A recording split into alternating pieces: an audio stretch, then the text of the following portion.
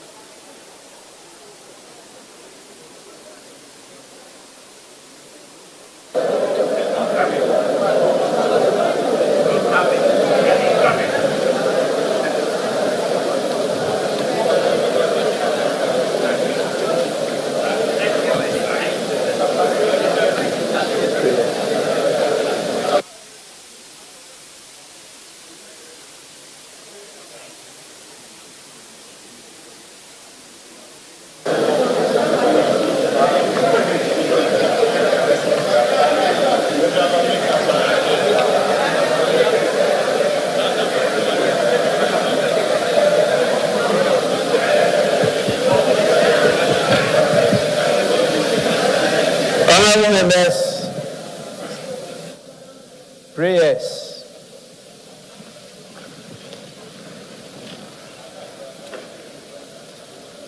Almighty God, we humbly beseech thee to look with favor upon this Parliament of the Republic of Ghana. Grant that it may perform its high duty as in thy sight. Give divine guidance to the President of the Republic.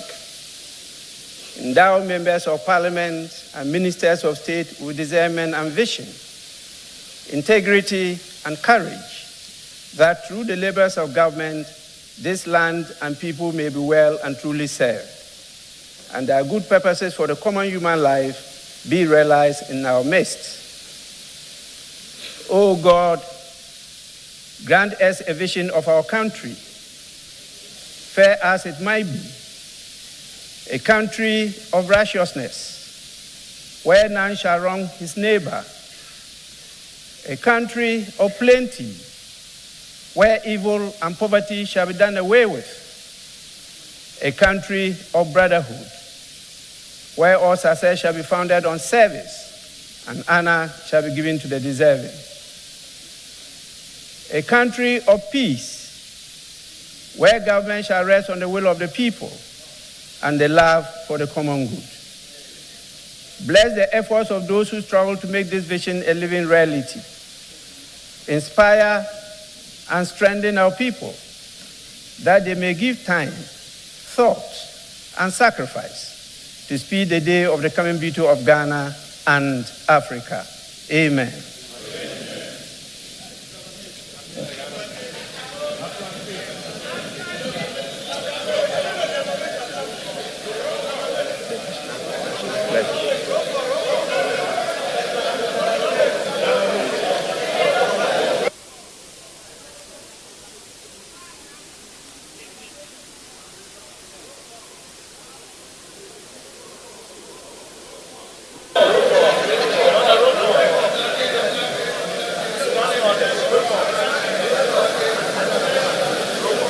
Honorable members,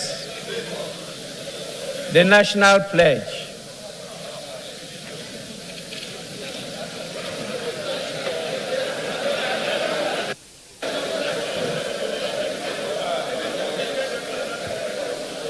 I promise on my honor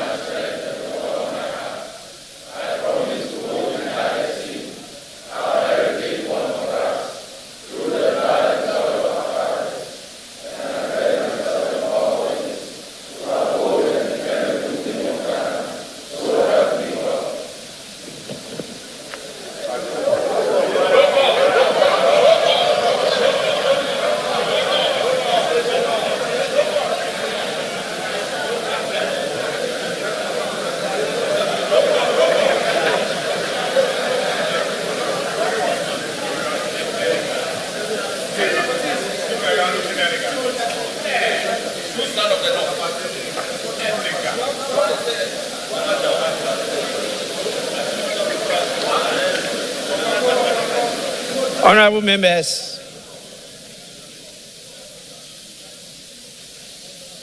at the commencement of public business, honorable members, the House is extremely privileged to have the presence of His Excellency Nana Addo Dankwa Akufo-Addo, President of the Republic of Ghana and Commander-in-Chief of the Ghana Armed Forces in this August chamber. His Excellency the President is here in accordance with Article 67 of the Constitution of the Republic of Ghana to deliver a message on the state of the nation to this honorable House. On behalf of leadership and all honorable members, it is my privilege and singular honor to welcome His Excellency the President of the Republic to this august House. This is the House of Parliament. This is the House of the people. This is the House of accountability. And this is the House of democracy. Honorable members, before I invite His Excellency the President to deliver the message in the State of the Nation, I want, with your kind permission, to recognize the presence in this chamber of the following distinguished personalities. We have Her Excellency, the First Lady, Mrs. Rebecca Akufo-Addo.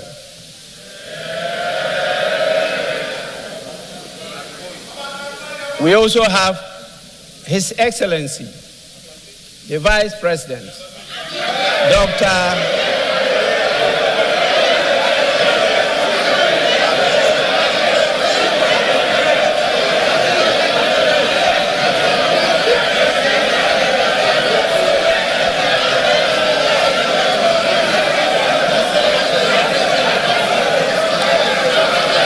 Honorable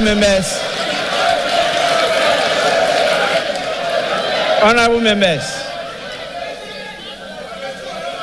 order, please.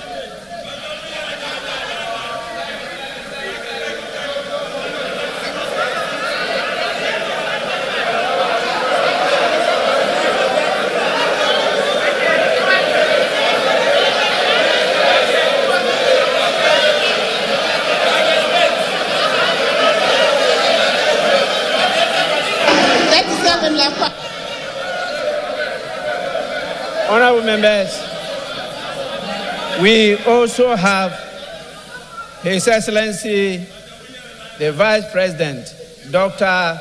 Mahmoudou Bawumia.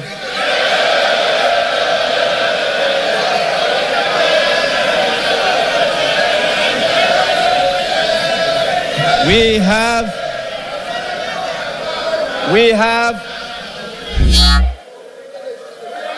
have in our presence Her Excellency, the Second Lady, Haja Samira Bawumia.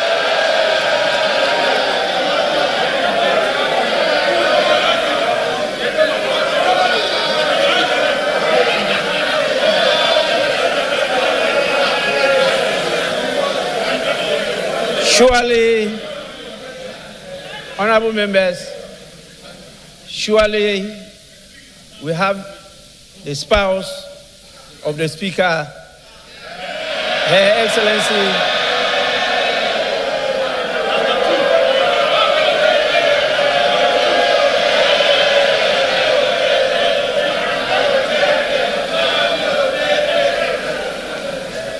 honorable members, we have the spouse of the Speaker, Her Excellency Alice Adjoa Jonas.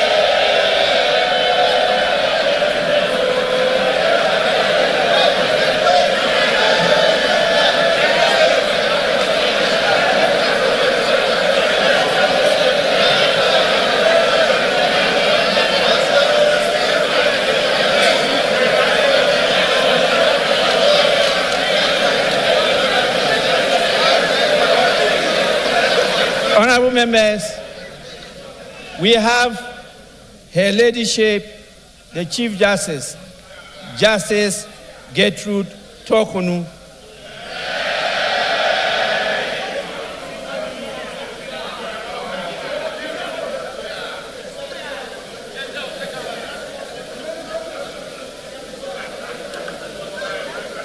We have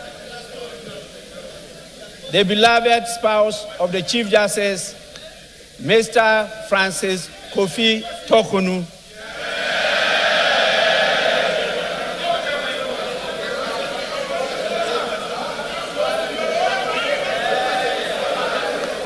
Honorable members, we have our revered Chairman of the Council of State, Nana Otio Sribo II.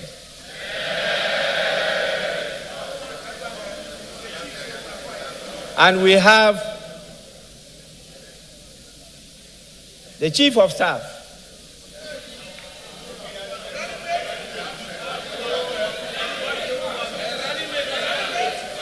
the Chief of Staff, as you all know, is in charge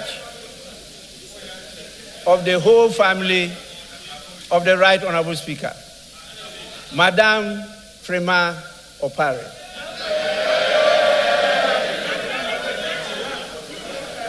We have His Excellency John Dramani Mahama.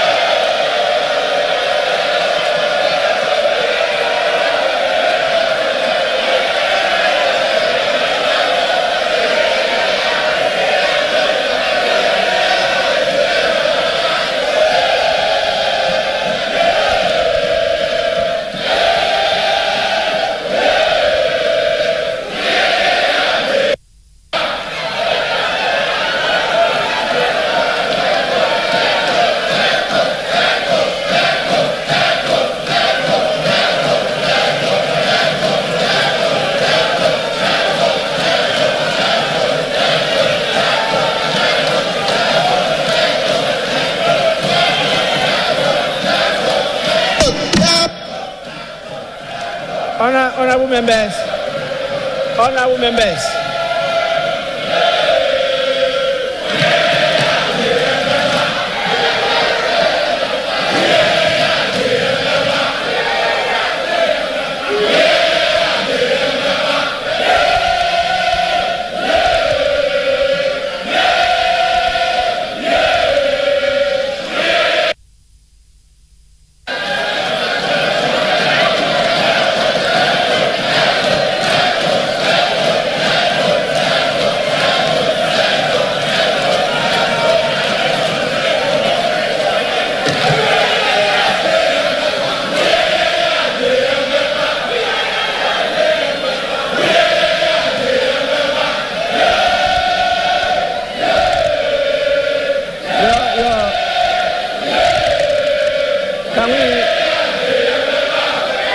Can we finish?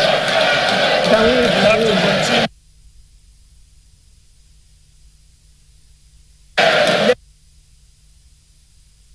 Honorable members, honorable members.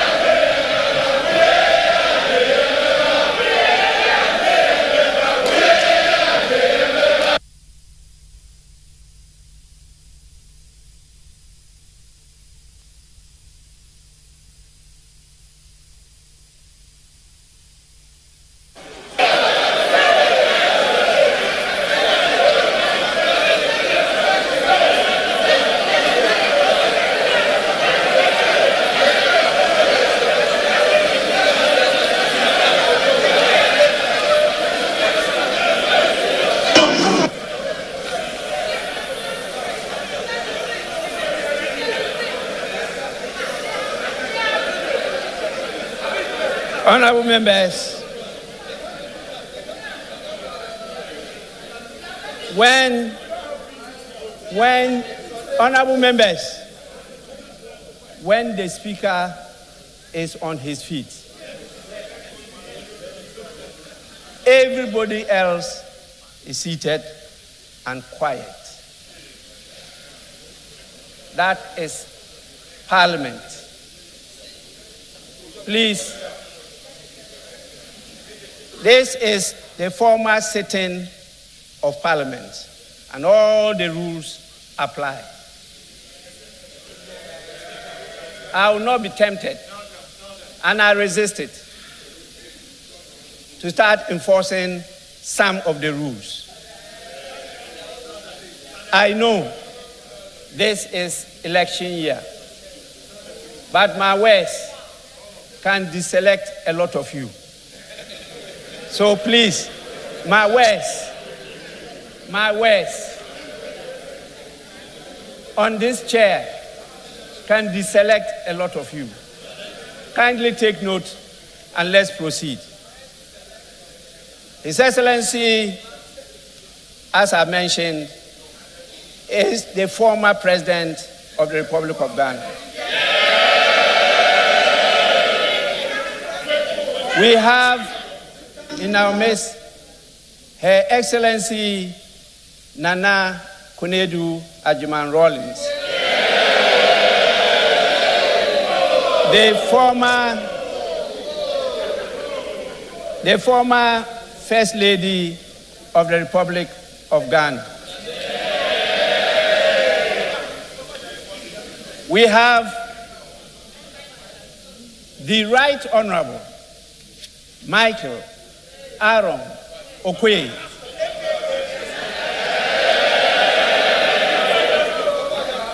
the former Speaker of Parliament, my predecessor. We have the National Chairman of the New Patriotic Party, in the person of Mr. Stephen Ayensu Intim. We also have the National Chairman of the National Democratic Congress, Honorable Johnson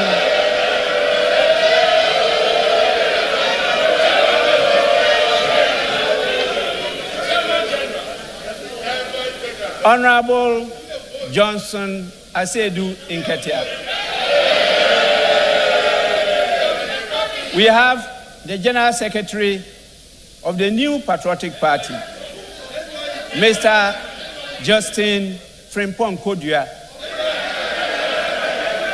And we also have the General Secretary of the National Democratic Congress, Honorable Fifi Fiave Kweti.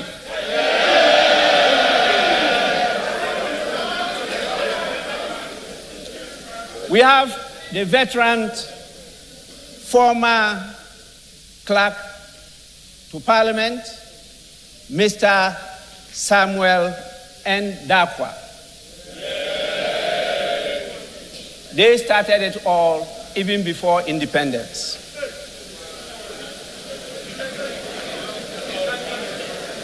He was in the Legislative Council, and they supported the late KB Ayensu to establish the Parliament of the Republic of Ghana. We have another former clerk to Parliament, my own brother, Mr. Emmanuel Kwesi Anyimedu.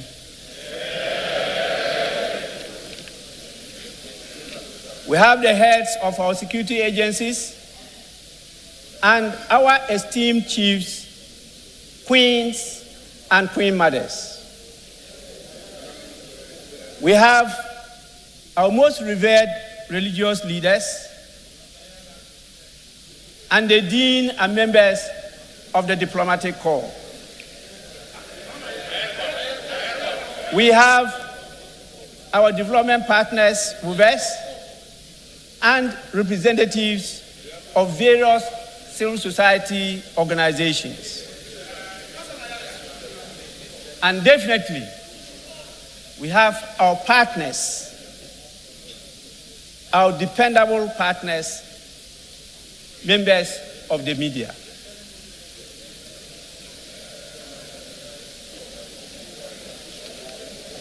Honorable members, with your kind permission, I may have to end here by acknowledging all the dignitaries and distinguished invited guests with us here.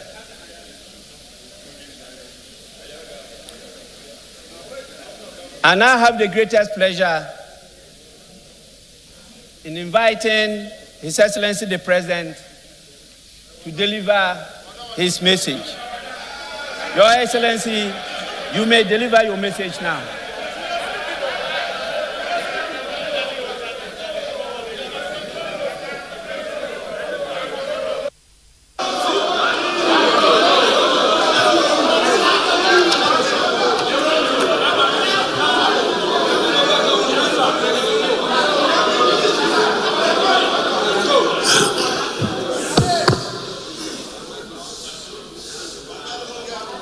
Mr. Speaker, it is always exhilarating to be back in Parliament and to discharge the duty in fulfillment of Article 67 of the Constitution of delivering to the House a message on the state of the nation on this occasion for the penultimate time. I have one more still to do.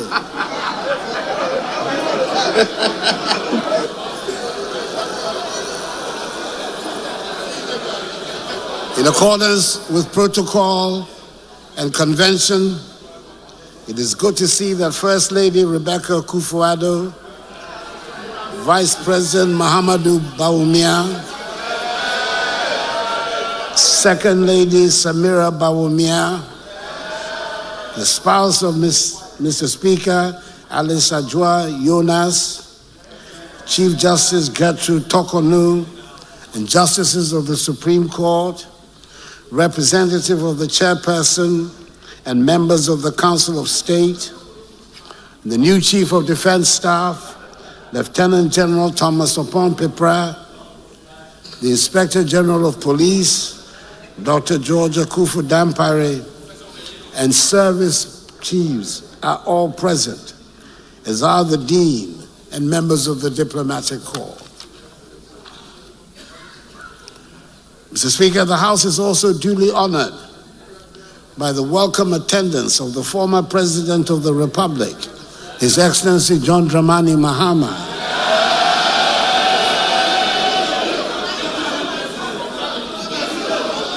and former First Lady, Her Excellency Nana Konadu Agyeman-Rawlings.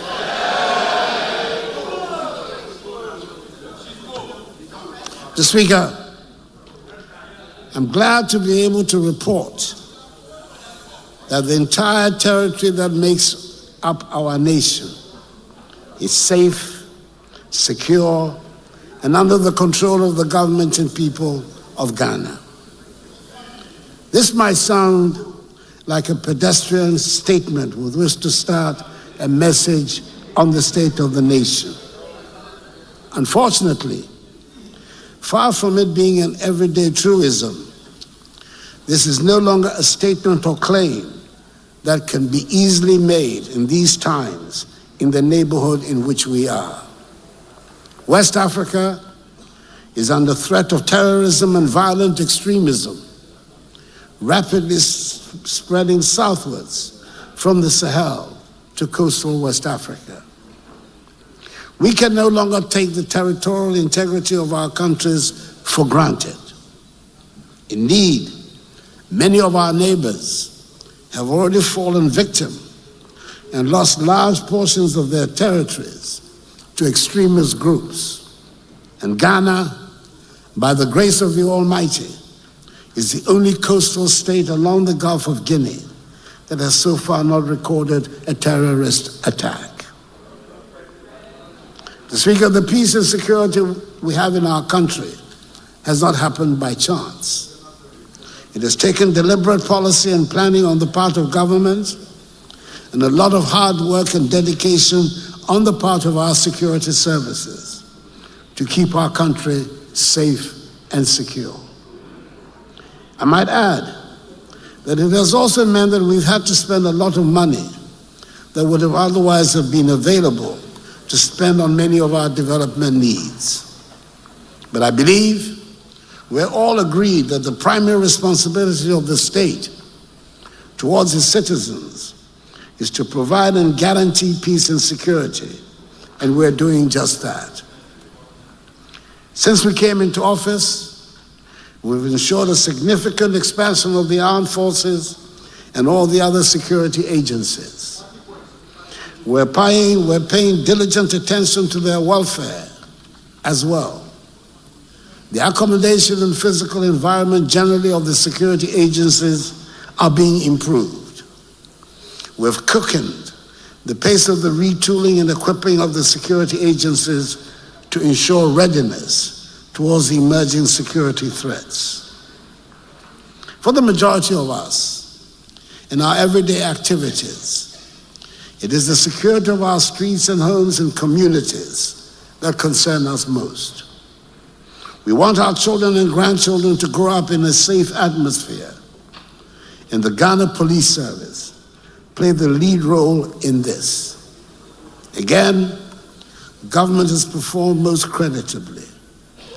The police are much better equipped than they have ever been, and their increased visibility on the streets goes a long way to reassure the community. The changing image of the police is perhaps best exemplified by the dramatic facelift they have given to the frontage of the police headquarters on the Ring Road in Accra. It is beautiful, and I recommend it to all institutions and indeed households. Whilst we're spending time, money, and energy and lives keeping the country safe from external dangers, I must add that it is a matter of great concern that we continue to have so many chieftaincy and land disputes around the country, which tend to be breeding grounds for internal tensions and destabilization. Mr. Speaker, I must make special mention of the troubles in Bawku. The tragedy is not only that a thriving and dynamic town is being reduced to a wasteland of destruction and distrust.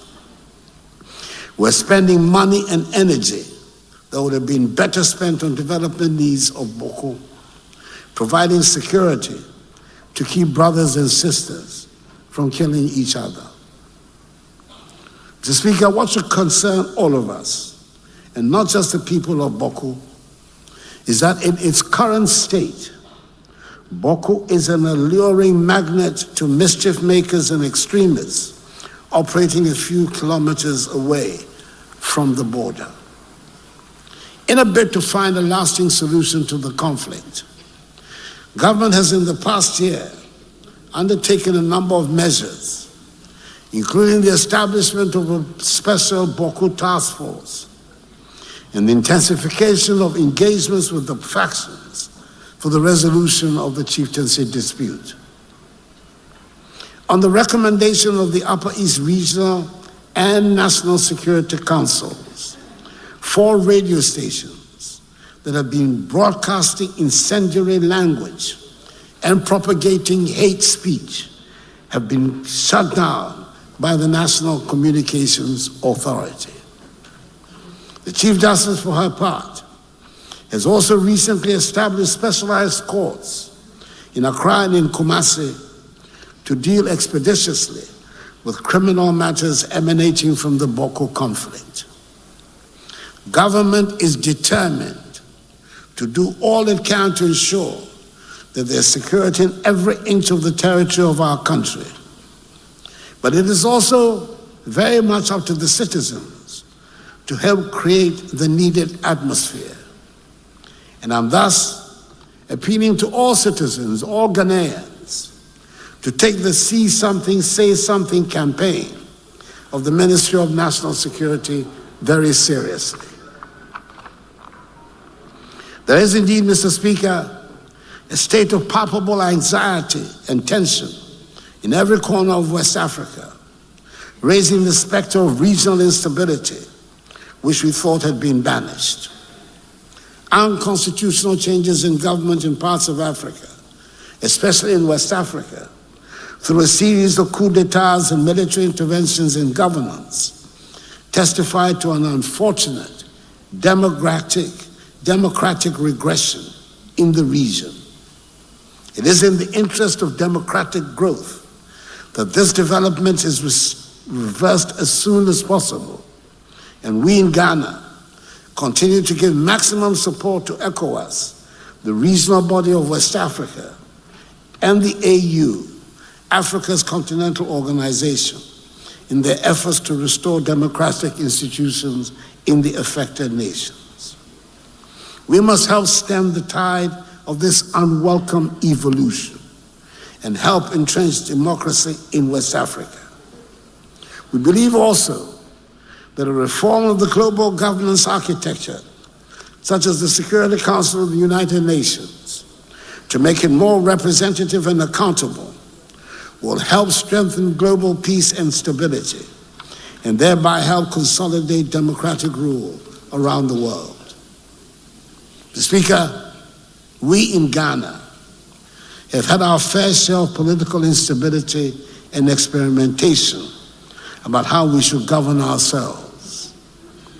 There might be new names being ascribed to some of the supposed new ideas being canvassed by some today.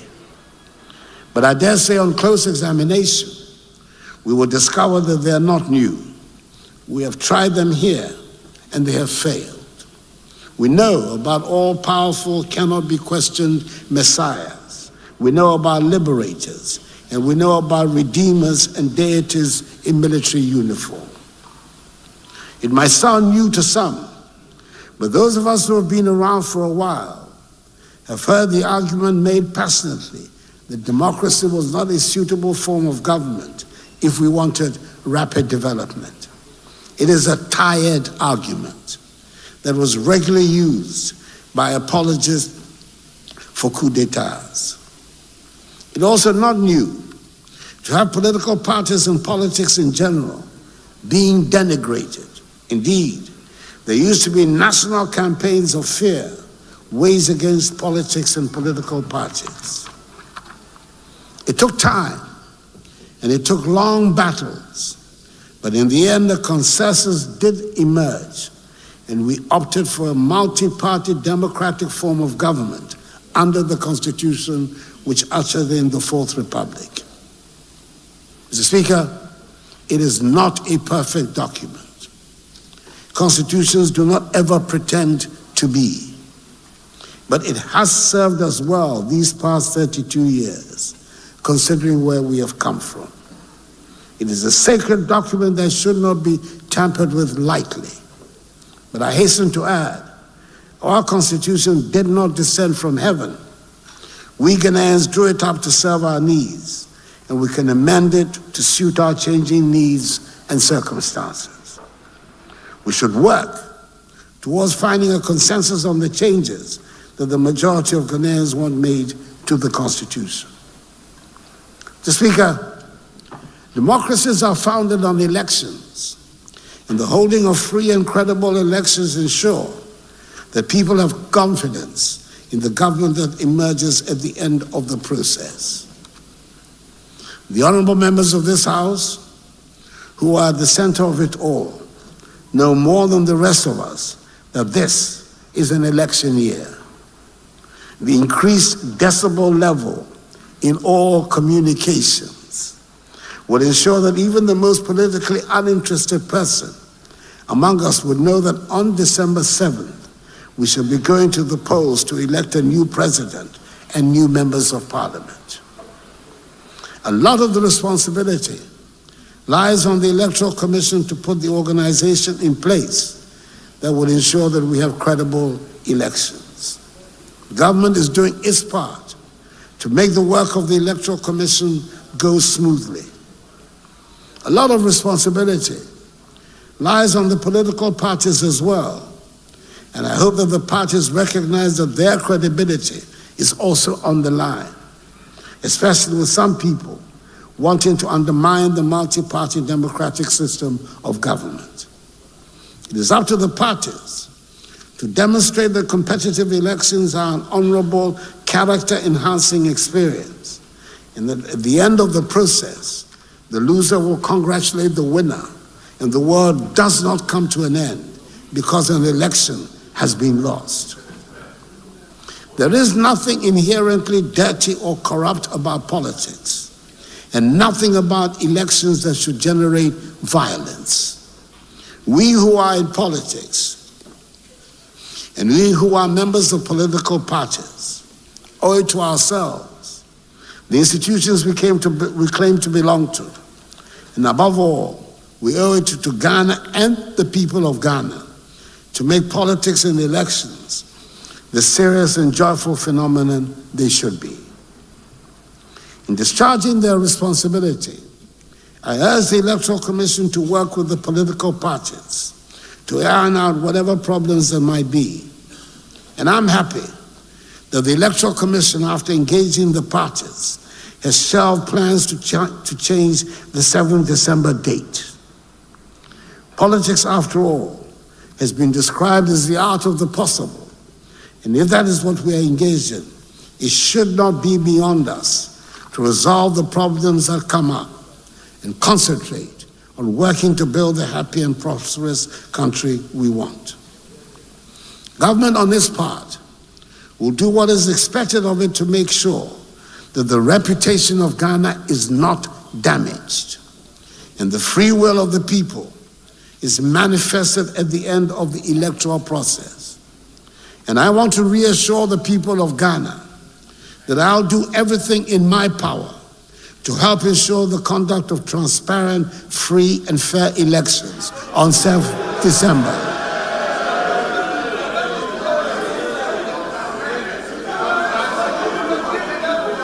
I have confidence in the security services to ensure that those who might want to cause havoc or any kind of mischief to disrupt the electoral process will have no room to operate.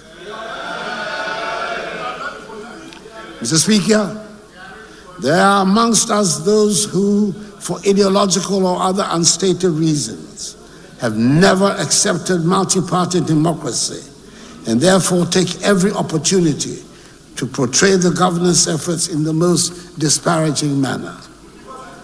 There are also those amongst us who consider the rough and tumble of politics to be beneath them and will not want their sainted images to be soiled by what they term the dirt of politics. Mr. Speaker, we can and we should continuously improve upon the performance of the institutions that hold the state together.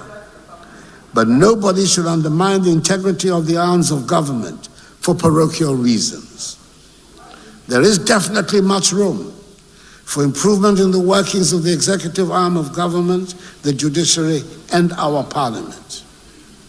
Even those who have had parliaments as part of their governance systems for hundreds of years still make mistakes and sometimes get things alarmingly wrong. It would be surprising if our 31-year-old parliament did not get things wrong sometimes.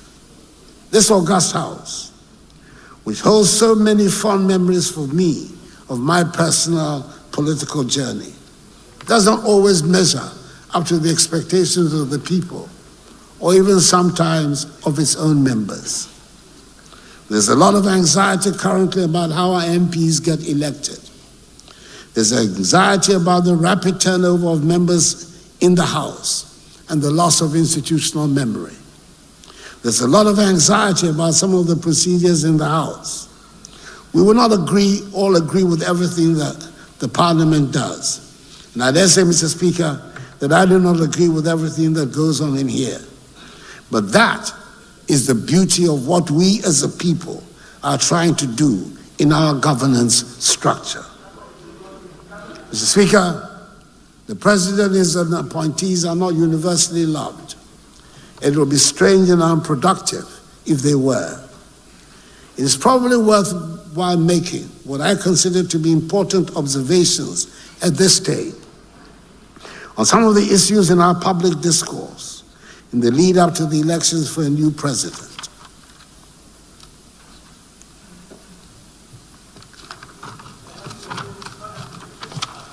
Under the Constitution, the executive power of the state is vested in the President of the Republic. He or she is the executive. There's no ambiguity about where the buck stops when it comes to responsibility for what happens in the government. It stops with the President. He or she has ultimate responsibility. It would be an unwise president that would pretend to have all the answers and refuse the advice of his officials. But the fact remains that the president holds the executive power. The cabinet, the ministers of state, all act ultimately in an advisory manner. Of course, the member of the government might take an idea, be it generated by the president or the official or a committee, and turn it into a huge success, and the honors will be claimed or shared where public perception falls. But ultimately, the president is responsible and therefore takes the credit or the blame for whatever happens in his or her government. Mr. Speaker, let me make a second point. The programs that come from the executive benefit from the rigorous public examination and debates to which they are subjected. We all now take for granted and sometimes even bemoan the vigorous media and civil society organization scrutiny that characterize public discourse. It gives me quite satisfaction and great pride to hear young Ghanaians today who believe that criticizing the President of the Republic and challenging government proposals are normal, regular activities. Some of the young people listen with incredulity when they hear about a Ghana that was once without private radio stations, and people had to tune into foreign stations to hear critical and opposition voices. Today, there are some 550 radio stations in operation in this country. In spite of all its shortcomings and difficulties, the people of Ghana have shown admirable commitment to multi-party democracy and have not fallen for the instigations to resort to the violent overthrow of an elected government. The past 32 years of the Fourth Republic have witnessed the most sustained period of stability and economic growth in our country. And we should be proud of what we have achieved and seek to protect and build on it. And that is why the theme for the 67th Independence Anniversary celebration on 6th March in Akufo-Addo is Our Democracy, Our Pride. Mr. Speaker, I'm pleased to report on the progress we're making in the administration of justice. This past year, a total of 76 judges and magistrates were appointed. They comprise the new Chief Justice, 2 new Justices of the Supreme Court, 23 new High Court judges, 29 Circuit Court judges, and 21 new magistrates. 262 staff were recruited to address some of the human resource gaps created because of the newly established courts throughout the country. In January 2024, 3 additional justices have been appointed to the Supreme Court to replace 3 justices who have retired from the court. We've made unprecedented progress in the provision of court buildings and residences for judges around the country. In 2020, government set out to construct 120 courthouses with residential facilities nationwide. As of 31st January 2024, 67 courthouses have been successfully inaugurated and are in use at various sites around the country. 12 completed projects have been slated for inauguration by the end of this month of February 2024. The remaining 21 projects are at various stages of completion and are expected to be completed and inaugurated before May 2024. In addition, 121 residential units have been constructed for judges throughout the country. Further, 20 fully furnished 4-bedroom units, together with social amenities, have been constructed for justices of the Court of Appeal in Kumasi. The project is not yet complete, but we have done enough to be able to say that we have resolved the problem of the disgraceful state of court buildings. The attention now is to the digitalization process of the courts to modernize the entire system. The Judicial Service has undertaken a digitalization initiative to modernize legal operations and foster greater access to justice. A virtual court system was introduced during the COVID-19 pandemic to ensure the continuity of business. The virtual court system was also rolled out to 17 courts and subsequently to 19 high courts for the smooth hearing of court cases. By the end of December 2023, 160 courts had been equipped with devices for the real-time transcription of cases, in addition to 51 courts piloting the paperless court system in Accra. The integration of real-time transcription devices in 160 courts has revolutionized the way in court proceedings are recorded and documented. The service is rolling out a comprehensive digitalization of the court system. The Attorney General has continued in a very effective manner the tradition under this administration of contesting every single litigation against the state, and has avoided the numerous judgment debts that used to be given against the state. The Office of the Attorney General, as a result, has saved the country over 10 trillion Ghana cedis.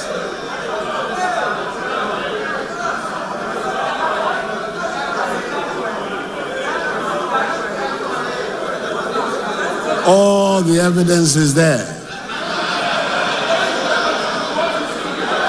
I shall be performing a pleasant duty in a few weeks' time when I commission the Law House, the 12-story office building which will house the offices of the Attorney General and the Ministry, and finally bring to an end the age-old office accommodation problem.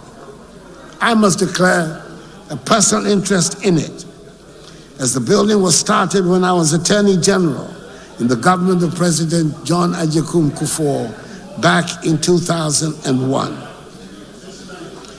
Mr. Speaker, I acknowledge and share the frustration and deep disappointment we all have that the convergence of events and fate have conspired to place impediments on the path of the rapid development trajectory we were on.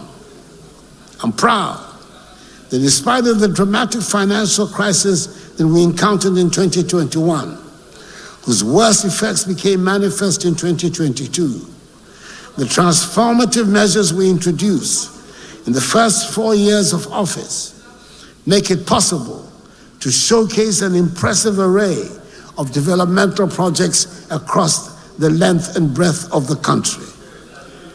I do not intend to go through the long, even if interesting process of enumerating the projects the Akufo-Addo government has undertaken since coming into office, their location, and what stage of completion they are in. Mr. Speaker, with the best will in the world, there simply will not be the time to do that, even if we spend all day here.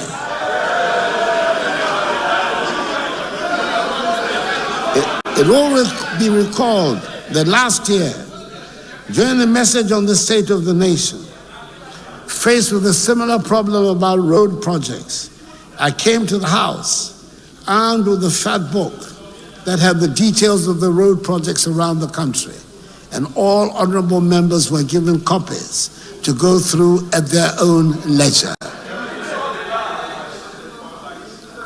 I haven't had anybody point out one. This year, we're taking things to a higher level. This government, after all, is the digitalization government. And the man who has led the entire digitalization process these past 7 years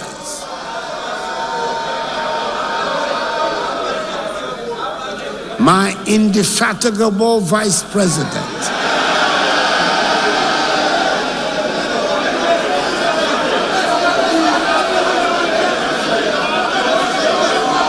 Dr. Mahamudu Bawumia, Dr. Digitalization,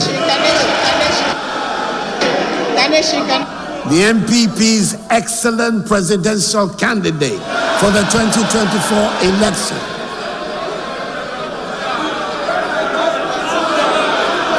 is coming out with what will allow everyone and everybody and anyone to check on every project being undertaken by the government without having to listen to the President's message on the state of the nation. We are calling it the Performance Tracker. You can check and satisfy yourself about the status of the projects and their location. And you could stop by and make a physical inspection if you were so minded. Mr. Speaker, if you want to check on roads, classroom blocks or chip compounds or Agenda 111 hospitals, or bridges, or science laboratories, or water projects or sanitation projects, or landing sites and harbors, and other infrastructural projects, or whatever this government use your tax money to execute, the key to your query is right there on your phone. Mr. Speaker, the Performance Tracker will be formally launched in March and I'm offering it as the device which will help bring accountability into your hands. With the performance tracker, we can be sure that never again will pictures of an artist's impression be offered as projects that have been completed.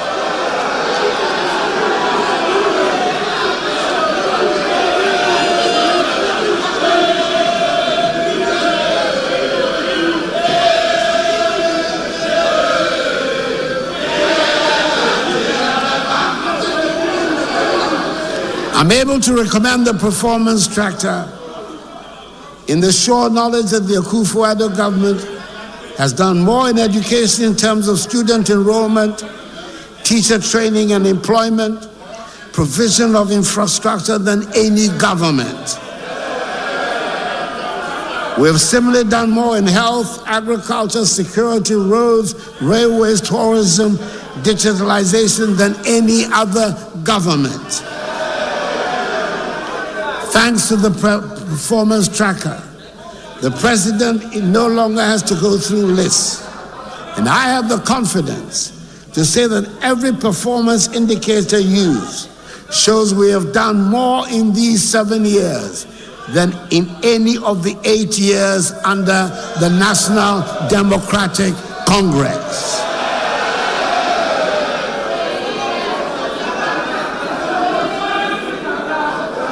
Indeed, Mr. Speaker, on coming into office 7 years ago, my government took the decision, as we promised, to modernize and formalize the economy through digitalization. In this regard, we have embarked on one of the most far-reaching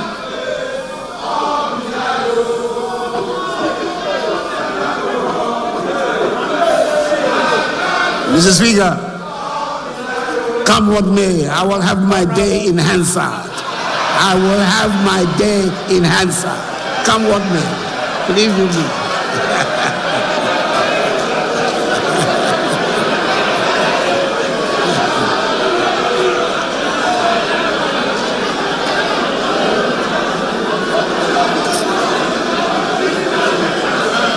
Indeed, Mr. Speaker, on coming into office 7 years ago, my government took the decision, as we promised, to modernize and formalize the economy through digitalization. In this regard, we have embarked on one of the most far-reaching digitalization exercises in Africa. Up from the figure of 900,000 which we inherited when we came into office in 2017, we have thus far enrolled 17.6 million on the Ghana card, and therefore provided unique biometric identity to the majority of Ghanaians. We've also implemented a digital property address system with unique addresses for all properties in Ghana. Furthermore, through the implementation of mobile money interoperability, we've also provided access to financial services for adult Ghanaians through mobile money accounts that are interoperable with bank accounts. Ghana is now ranked #1 in Africa in terms of access to financial inclusion. We have digitalized the provision of public services at the ports, DVLA, NHIS, GRA, births and deaths, Registrar of Companies, ECG, Ghana Water, amongst others. Ghana is ranked #1 in West Africa and #7 in Africa in e-governance. We have also implemented the use of drones in the delivery of medicines, blood, and vaccines. And Ghana currently runs the world's largest medical drone delivery service. We have also networked All teaching, regional and district hospitals and patient records can easily be accessed in these hospitals without the need for a folder. Ghana is making giant strides in the area of digitalization, thereby improving transparency, accountability, and efficiency in the public sector and accelerating the growth of our economy. We are definitely going to be part of the digital revolution that is sweeping the world. Mr. Speaker, last year when I came to the House to deliver the annual message on the state of the nation, we were in the midst of negotiations with the International Monetary Fund. We were faced with a very difficult situation and had to take a lot of unpleasant but unavoidable measures to bring stability and confidence back to the economy. These included tax measures that we did not like, but we knew we had to take in the knowledge that the medicine will be bitter but temporary. Mr. Speaker, a year ago, I also stated the decision to undertake a comprehensive debt restructuring of our domestic and external debt to ensure we remain resolute in our objective to restore macroeconomic stability and sustainable growth. The decision was not an easy one, considering the complex and diverse domestic debt landscape. We had to consider safeguarding the financial sector, preserving social and economic conditions, and protecting our domestic debt market. A year on, I'm happy to inform you, Mr. Speaker, that we have made significant progress. We requested an unprecedented number of bondholders to participate in a voluntary exchange, and we were able to exchange successfully some 203 billion cedis worth of bonds. Not only was the exchange successful, but it helped us to secure within 5 months the shortest possible time in recent debt restructuring history, a staff-level agreement to an executive board agreement with the IMF. My gratitude goes to all financial sector players, organized labor, firms, regulatory institutions, and all individuals who made this painful exercise successful. Mr. Speaker, as you may recall, government successfully paid the first coupon of 2.3 billion cedis on the new bonds on 22nd August 2023. At the time, that was the single biggest payout of domestic payments in a single day for Ghana. We then paid 2 billion and 60 million cedis for the last leg of the domestic debt exchange on 5th September 2023. A week ago last Tuesday, on 20th February 2024, the second coupon of 5.8 billion cedis was paid to domestic bondholders. This is the largest coupon paid in a day in Ghana's history.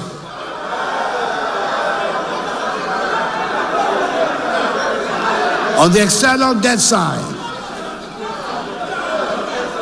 we achieved a significant milestone by reaching an agreement with our public creditors. And I'll use this occasion to express our appreciation to the Republic of France and the People's Republic of China, co-chairs of the Official Creditors Committee, for their positive roles in this achievement.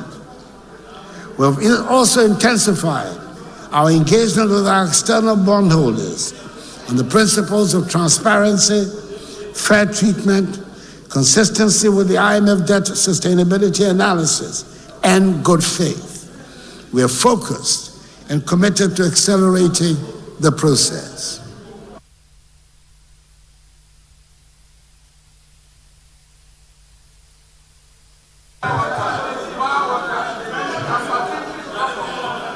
Mr. Speaker, we're committed to concluding the external debt restructuring process as soon as possible, so we move past the crisis. This will enable us to complete substantially projects that have been constrained due to financial challenges. In the meantime, some of the priority projects have been transferred onto the GOG budget with the same fiscal space to ensure their completion. This will enable the Kumasi International Airport, with some 98% complete, to be completed by May. Other projects like the Akufo-Addo Teaching Hospital, CAF, maternity block in Kumasi, the Takoradi Interchange, the Beche-Bilamti Interchange in Accra, the University of Environment Sustainable Development Project at Bunso in the Eastern Region, Phase 2 of the construction of roads in Tamale, and the construction of the 84-kilometer railway line between Tema and Nakosumbo would also be completed. Mr. Speaker, I'm happy to announce that an alternative source of funding has also been secured for the reconstruction and completion of La Hospital project as a fully functional modern hospital with the necessary equipment for diagnosis and treatment. The contractor has been paid an advance mobilization of 15%, representing some 7.5 million United States dollars, and work has begun. The project commenced effectively in January this year and will be completed in 28 months. Mr. Speaker, it is important to underline that the recent change in the leadership of the Finance Ministry will not affect government's determined commitment to implementing the terms agreed with the IMF to ensure that we restore the economy to healthy growth as soon as possible. Indeed, the macro economy was much stronger at the end of 2023 than in 2022. Inflation, which peaked at 54.4% in December 2022, has reduced to 23.5% in January 2025. Real GDP growth for the first 3 quarters of 2023 averaged 2.8%, higher than the targeted growth rate of 1.5% for 2023. The CD has been largely stable since February 2023, with a cumulative depreciation of 9% between February and December 2023. Gross international reserves reflected a significant buildup of over 5.9 billion United States dollars, enough to cover 2.7 months of import of goods and services. The current account turned positive at 1.4% of GDP at the end of September 2023, from negative 2.1% at the end of December 2022. Generally, the macroeconomic indicators are once again all pointing in the right direction.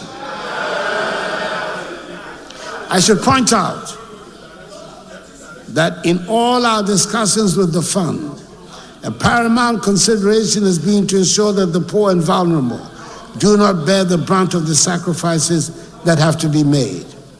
Programs like LEAP, school feeding and capitation grant have been protected and indeed enhanced. Mr. Speaker, right from the start of this government coming into office, we have sought to place the maximum effort on the education and training of the youth as the base for building the prosperous nation we seek.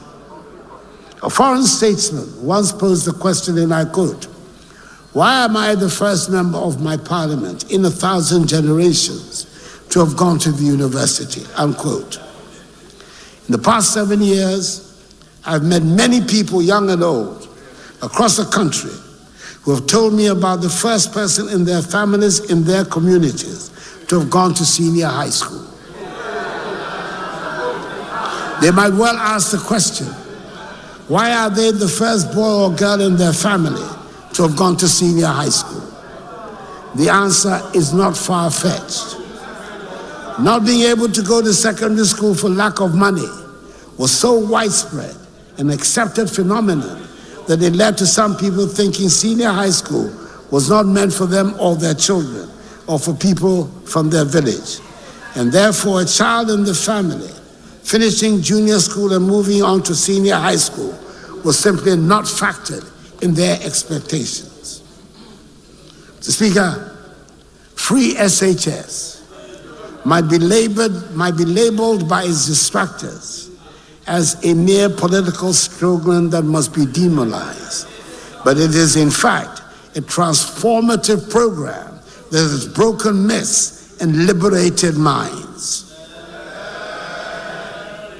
It is humbling on one hand and frightening on the other to think of the sheer number of talents the free SHS has unearthed that would otherwise have ended their formal education at BECE. I know we will get more engineers, doctors, architects, scientists, writers, and poets out of the increased numbers of those attending senior high school who will go into further education. Even if they stop at high school, at senior high school, imagine what 1 million more secondary school educated young people will do to our self-confidence and the value of our workforce. That alone makes free SHS worthwhile. I'm proud that the MPP government under my leadership has been able to bring this transformative policy into our education system.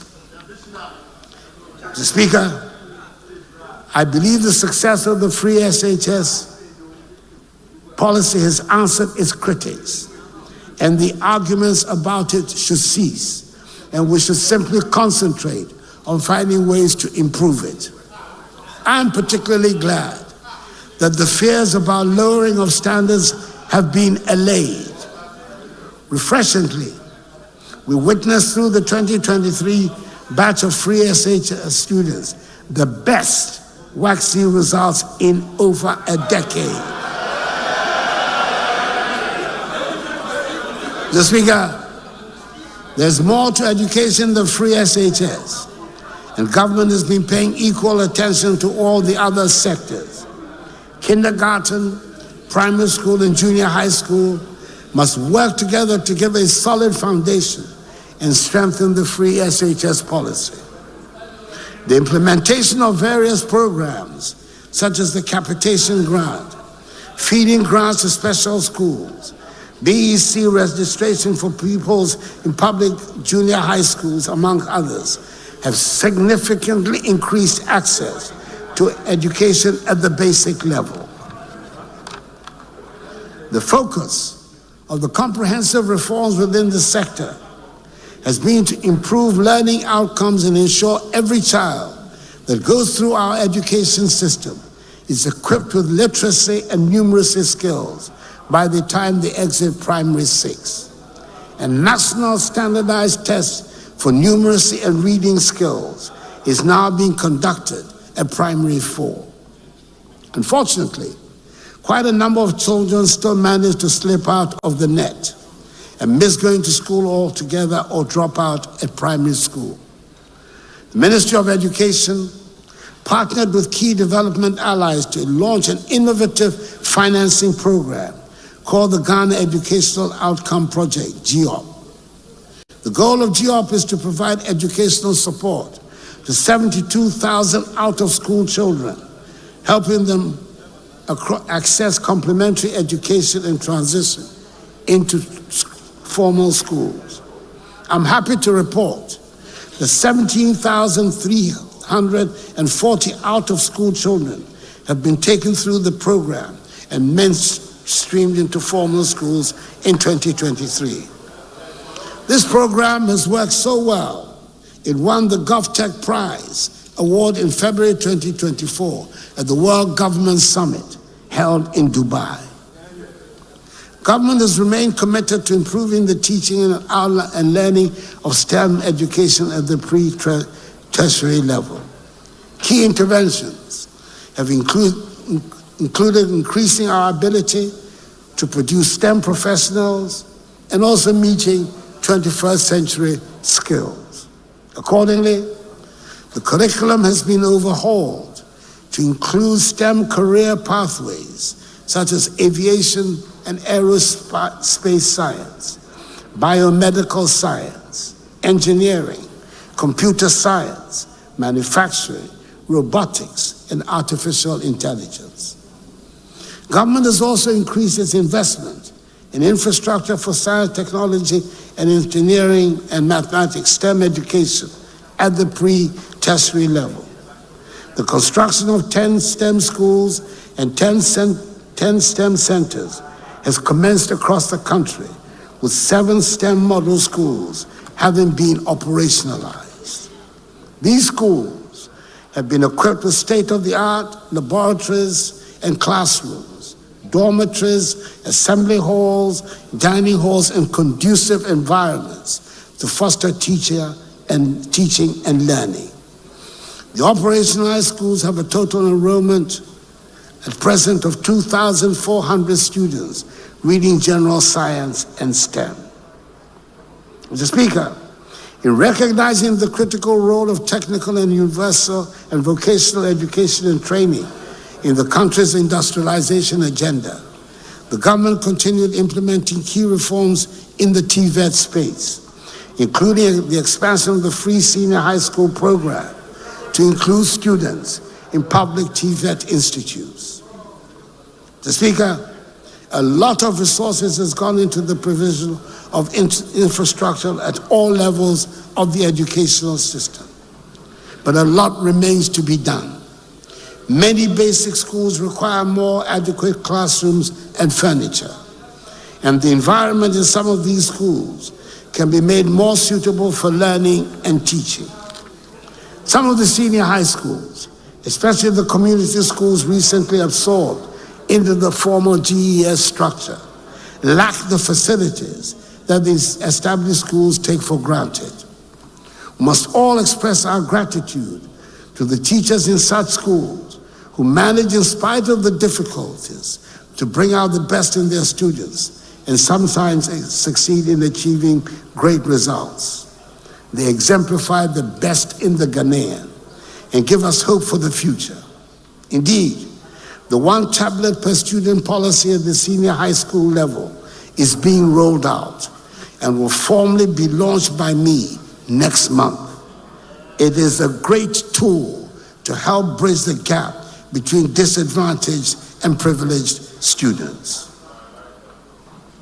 Mr. Speaker, free SHS and our no guarantor policy under the Student Loan Trust Fund are breaking down financial barriers for students seeking higher education.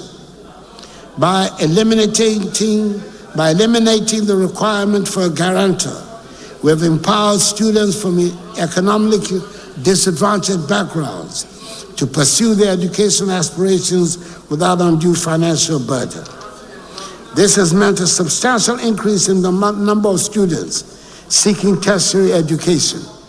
And it is in response to this increase, the government has decided to establish 4 new universities in Mampong in the Ashanti region, Akrodia in the Bono region, Bonsu in the eastern region, and Kintapo in the Bono East region, and expand the facilities in existing ones.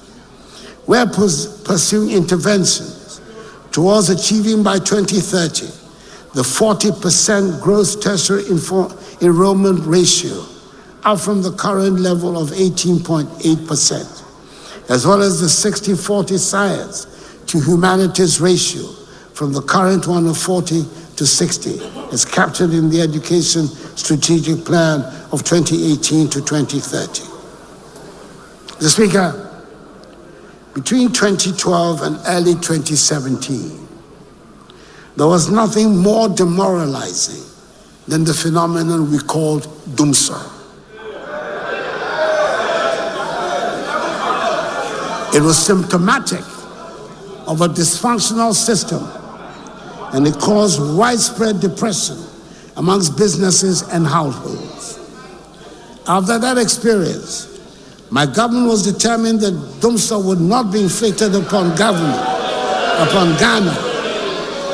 and Ghanaians under an MPP government. Shouts will not wish Dumso away in our history. It will not.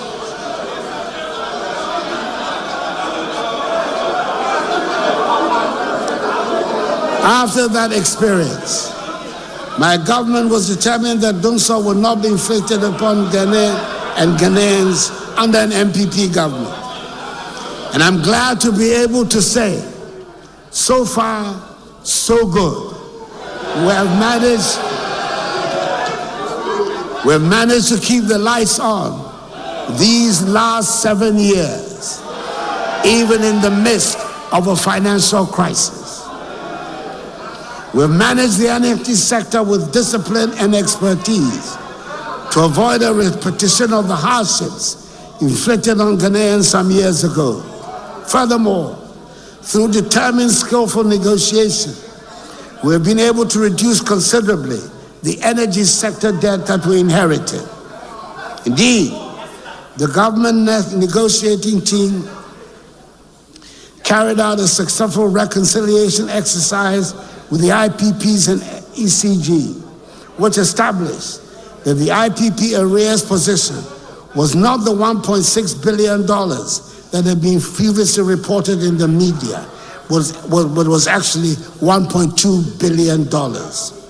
That is savings of some $400 million.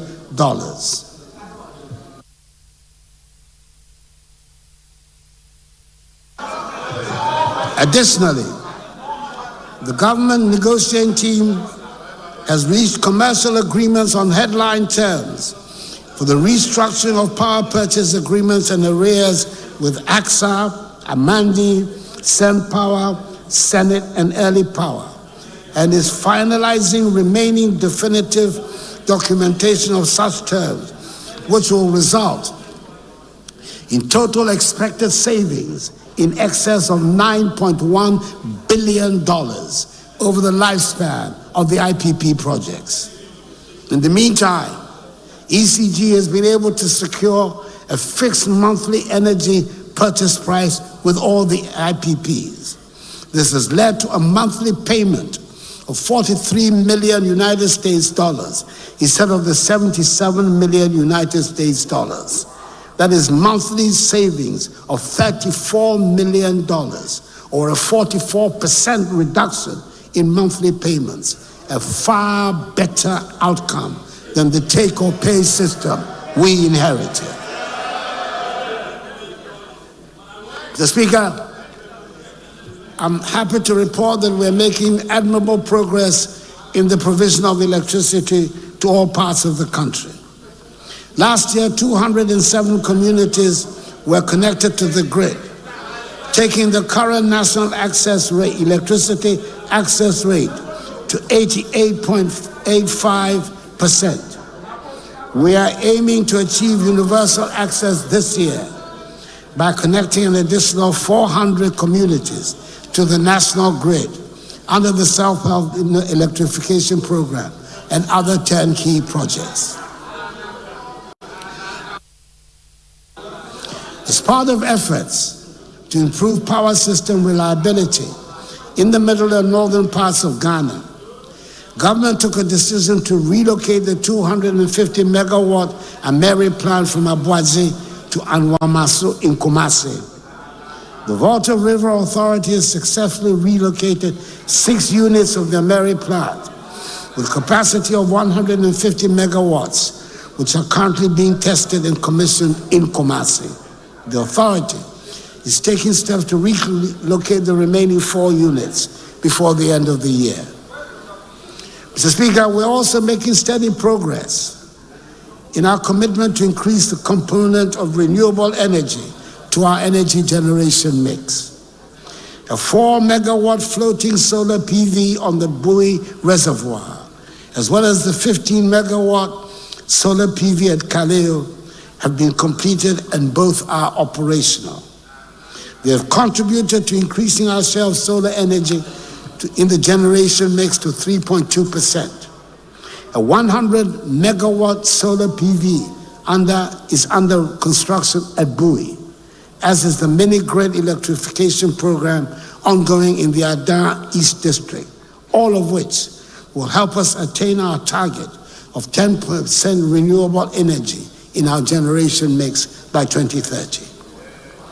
Mr. Speaker, furthermore, we have committed ourselves to the development of nuclear energy for peaceful purposes. As I indicated at the U.S.-Africa Nuclear Energy Summit and the International Framework for Nuclear Energy Cooperation Ministerial Conference held in Accra in November last year, the first of its kind in Africa, our energy transition plan envisages 30% of our electricity production to be from nuclear energy by 2070, which is the core mandate of the Ghana Nuclear Power Program Organization, GNPPO, an entity under the office of the President.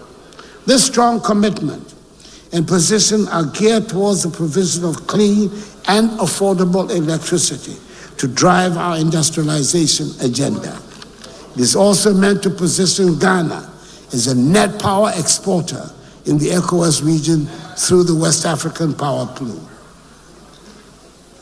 Mr. Speaker, we have also succeeded in having the Secretariat of the Climate Vulnerable Forum, CVF, an intergovernmental forum of 58 of the most climate vulnerable countries, representing some 1.4 billion people located in Accra.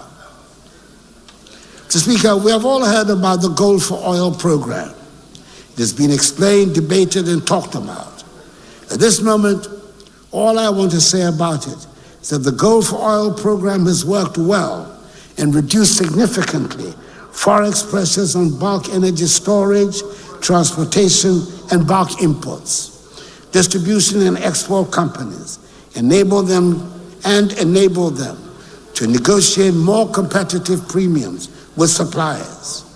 Premiums dropped from $180 to $200 per metric ton to $70 per metric ton or less. This also resulted in reduced and stabilized prices at the pumps of between 12 to 13 cedis per liter for the whole of 2023. We're taking steps to rectify some of the handicaps that have limited the full participation of Ghanaians in the oil and gas industry. For years, the well-paid jobs in the industry were taken exclusively by foreign nationals because we did not have people qualified in these fields. Last year, 150 young Ghanaians were trained and certified as mechanical maintenance technicians, electrical technicians, instrumentation technicians, and production process technicians up to the industry standards. Additionally, 5 young Ghanaians underwent a 10-month welding inspector training program at the North Alberta Institute of Technology in Canada. They have since been placed in various technical institutions in Ghana as instructors. Ghanaians will soon fill the well-paid positions on our oil fields because we have the trained and qualified personnel. Things are looking up. Mr. Speaker, it is quite likely that the most talked about subject in our country is roads and highways. When I appeared in the House last year, as I said earlier, I took the extraordinary step of coming with a fat book that detailed all the works that the government had done and was doing on roads since coming to office in 2017. I believe it was generally agreed that it was impressive, but it was not enough to satisfy everyone. Well, the work continues, even though some of the major road works have been temporarily interrupted as a result of the debt negotiation. As I've said earlier, all the details will be available on the performance tracker. Other modes of movement around the country are being built and upgraded to open up the country and make travel easier. Mr. Speaker, the new standard gauge railway line from the port of Tema to Mapakadai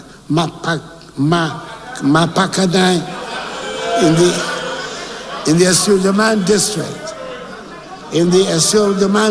of the Eastern region, covering a distance of some 100 kilometers, is at the final stage of completion.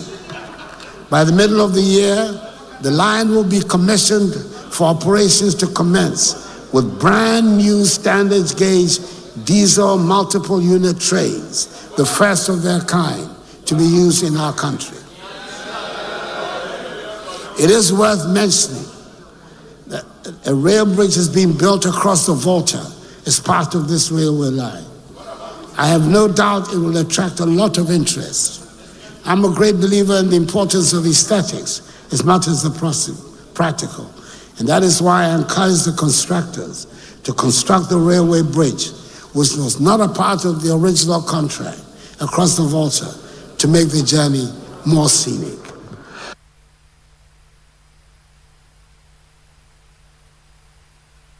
Nearly made me choke on my glass of water. Extraordinary statement to make.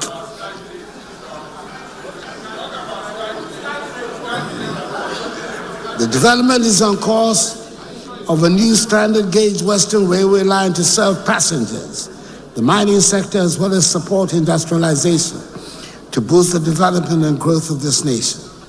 The plans for the extension of the railway line to Paga might not materialize during the rest of my administration, but I'm sure they will not be abandoned. Mr. Speaker, there's no argument. The food self-sufficiency is the basic requirement for national security and the foundation for building a prosperous nation. Last year, government reviewed the Planting for Food and Jobs, PFJ program, which had been implemented since 2019. Based on lessons learned, government developed and launched under the dynamic leadership of the new Minister for Food and Agriculture,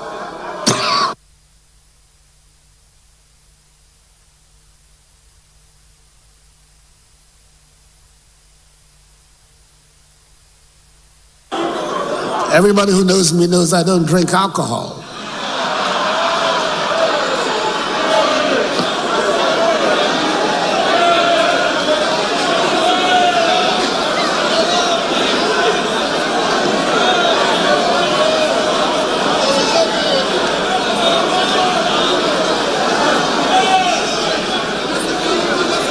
Last year, government reduced the Planting for Food and Jobs program, which had been implemented since 2017. Based on lessons learned, government developed and launched under the dynamic leadership of the new Minister for Food and Agriculture, the second phase of the PFJ. The second phase of the PFJ sets out a 5-year agenda to ensure food self-sufficiency and resilience. Strategic targets have been set for 11 priority products in the immediate term, September to December 2023. Short term, year 2024. Medium term, 2025-2026. And the long term, 2026-2028.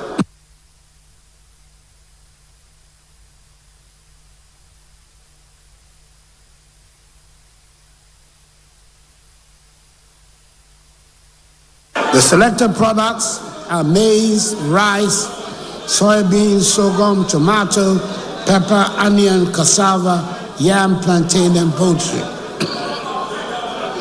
So I'm happy to report the production estimates for these priority products reveal that the planned targets for the year have been exceeded for all the products except poultry.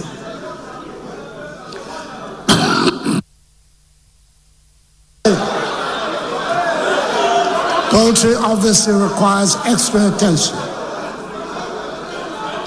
And that is exactly what we're doing. We have every intention of meeting the domestic production targets for poultry this year, 2024, and moving on to production levels that will lead to reduction in poultry imports.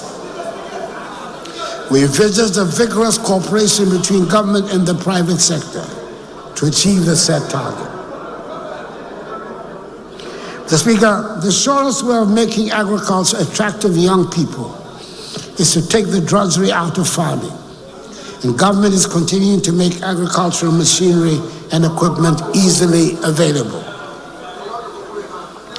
Under the third and final tranche of the Brazil More Food Program, tractors with accompanying implements, power tillers with accessories, maize shellers, units of combined pharmacists and rice millers have been distributed to farmers, protesters, processors, and mechanization service providers on hire purchase agreement.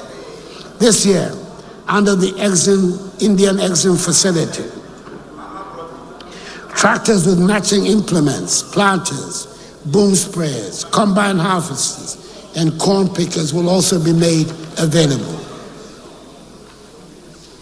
Mr. Speaker, having determined that large-scale commercial farming is the easiest way to achieve our set goal of food self-sufficiency, government under the second phase of the PFJ will establish agricultural zones as a complementary initiative to address the issue of access to large tracts of agricultural land, to drive sustainable and commercially oriented agriculture. This will significantly expand Ghana's productive capacity in products such as rice, soybean, maize, and tomato. Indeed, between 2021 and 2023, rice imports fell by some 45%. In 2021, rice imports amounted to 805,000 metric tons. In 2022, 650,000 metric tons. And in 2023, 450,000 metric tons. This healthy trajectory will continue until we achieve full sufficiency in rice production.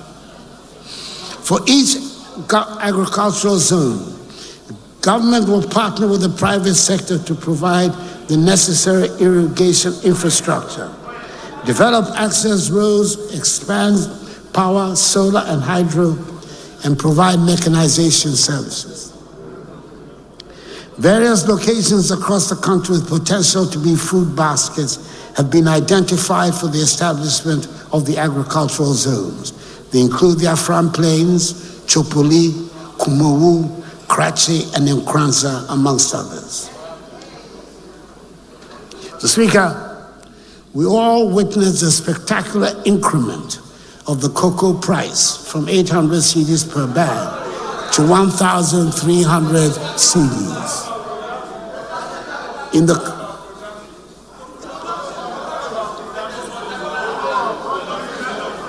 To 1,300 cedis per bag in the current cocoa season, the highest increase in 50 years. With the current trend of the world cocoa price, cocoa farmers can be sure that I will do right by them in the next cocoa season.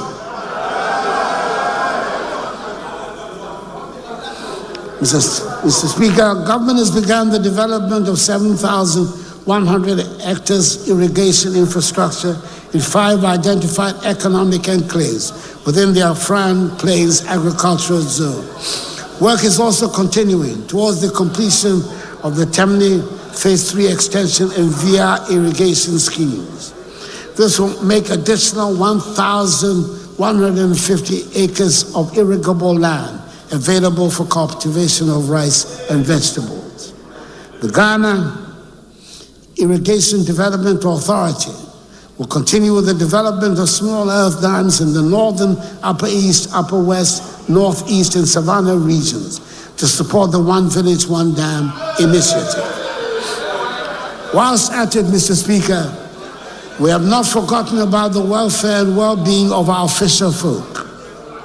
My government has completed the construction of 12 coastal fish landing sites at Axim and Discove in the western region, Moray, Mountford, Winneba, Senyabreku, Gomwafete, Otuam, and Infansiman in the central region, Tessie and Osu in the greater Accra region, and Kita in the Volta region. Additionally, I had the pleasure in May last year of commissioning the newly constructed Elmina Fishing Harbor in the Central Region, much against the hopes of the naysayers. And God willing, soon this year, I will also commission the Jamestown Fishing Harbor, which currently stands at 88% complete and is expected to be ready by August 2024. Mr. Speaker, to help address the incidence of premixed fuel diversion and hoarding, government last year completed the installation of 50 out of the 300 premixed fuel automated dispenser.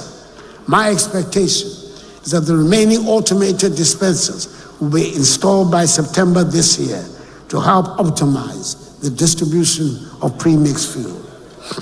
Government will continue to take decisive actions, such as the close season, to help safeguard the ocean's capacity to regenerate and to continue to deliver substantial economic, environmental, and social value for our development.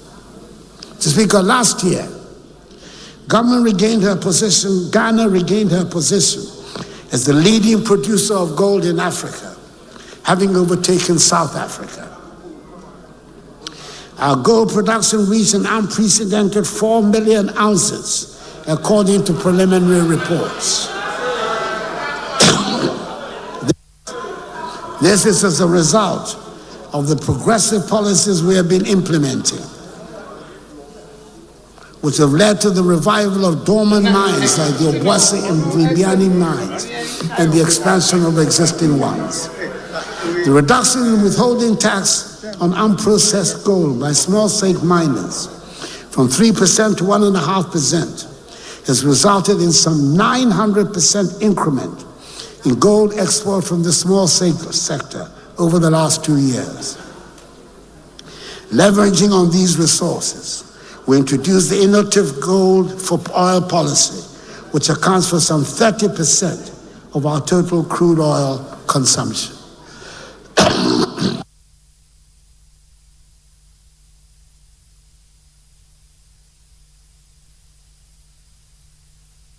Currently,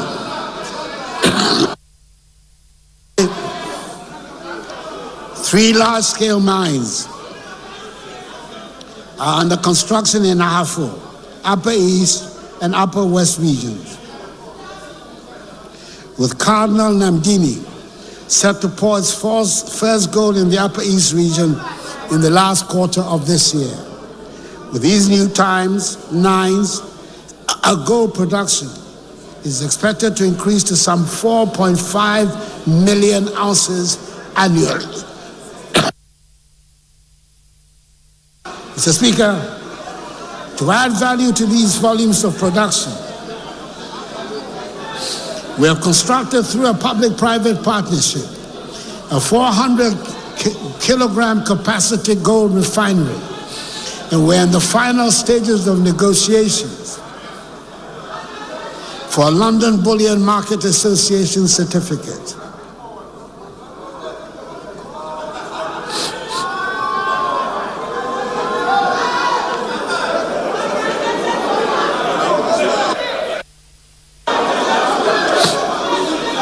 For our green minerals, including lithium, we have put in place a policy for their exploitation and management to ensure beneficiation across the value chain of these critical minerals. The Speaker, as it has been widely reported, Newman Corporation, the world's largest gold producing company, which operates 2 huge mines in our country and is constructing a third, has announced its intention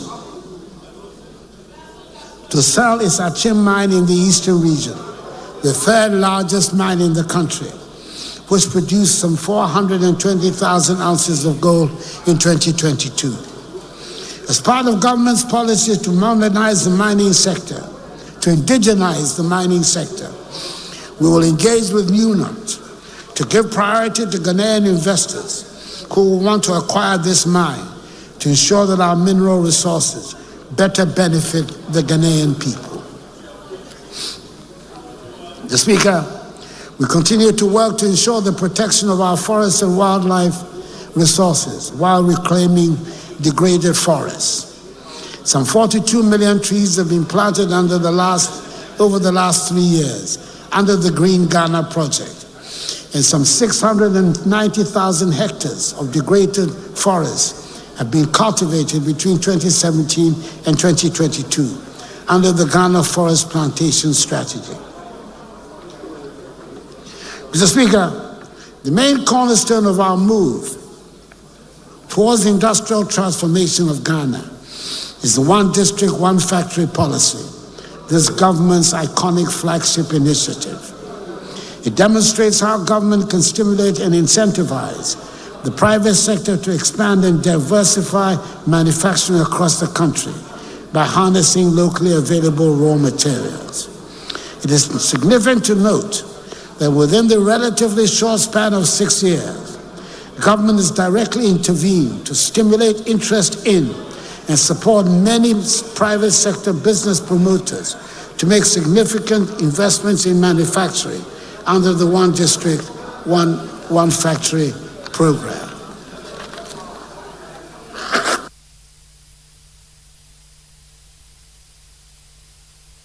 Mr. Speaker, this has led to the development of 321 IDF 1D1F projects consisting of 211 new medium to large-scale factories and the conscious enabling of 110 in existing companies to inject significant capital investments into the expansion of production facilities and diversification of products.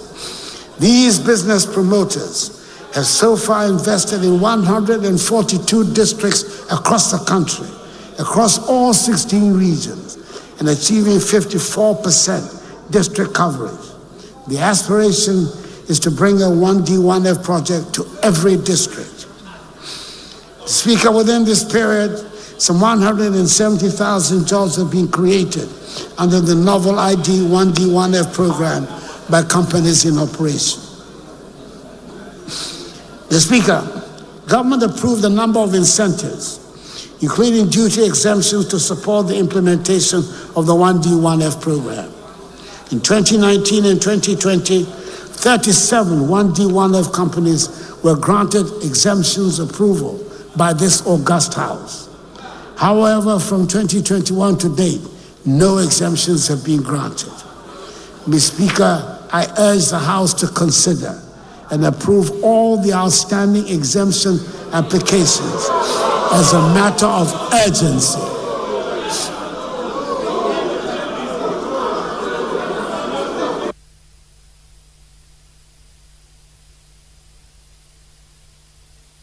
To send positive signals to the business community.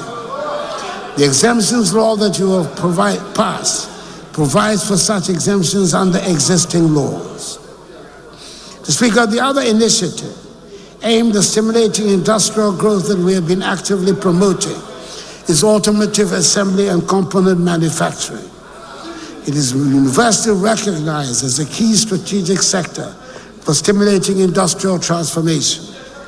The comprehensive automotive development policy launched by government in August 2019 has undoubtedly been the catalyst that has attracted a record number of 12 original equipment manufacturers, including Volkswagen, Toyota, Suzuki, Nissan, Peugeot, Kia, Hyundai, Honda, to set up assembly plants and produce a range of models here in Ghana. The Speaker, it is noteworthy that these investments have been accompanied with complementary initiatives to build the necessary engineering and technical skills in Ghana. Toyota Ghana has partnered the School of Engineering Sciences of the University of Ghana to establish and operate a modern auto engineering training center for engineering students and the industry to acquire applied auto engineering training. Similarly, Kia Motor Company of Korea has upgraded the Rana Motors West African vehicle assembly with state-of-the-art equipment for training of auto repair and maintenance technicians, including repair and maintenance of electric vehicles. Mr. Speaker, to spur on industrialization, we're implementing the 4-project agenda of the Ghana Integrated Aluminum Development Corporation GIADEC, with projects 1 and 2 having already taken off. And last month, we signed an agreement for the implementation of Project 3. Mr. Speaker, we will lay before this August House, at this first meeting of this session of Parliament, a legislative instrument to prohibit the export of bauxite in its raw state. We're also in the concluding phase of discussions for the establishment of a $450 million US refinery to refine the manganese we produce. Mr. Speaker, we have all long acknowledged the trade between African countries must increase if we are to make any headway with our dreams of prosperity on the continent. I'm happy to report that the setting up of the AFCFTA with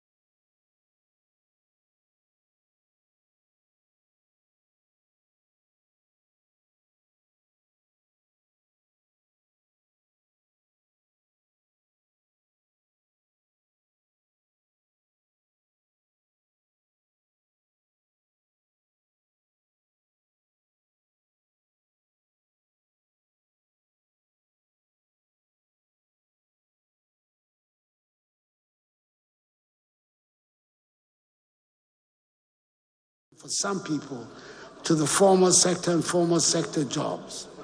We often forget the formal sector employees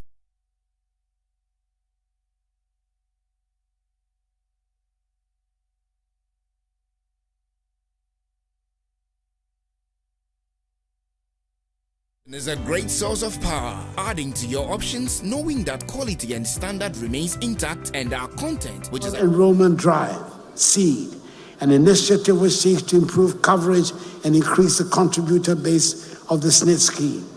Since the launch of the SNID initiative, some 600,000 self-employed persons have been enrolled onto the program and now have some form of social security cover.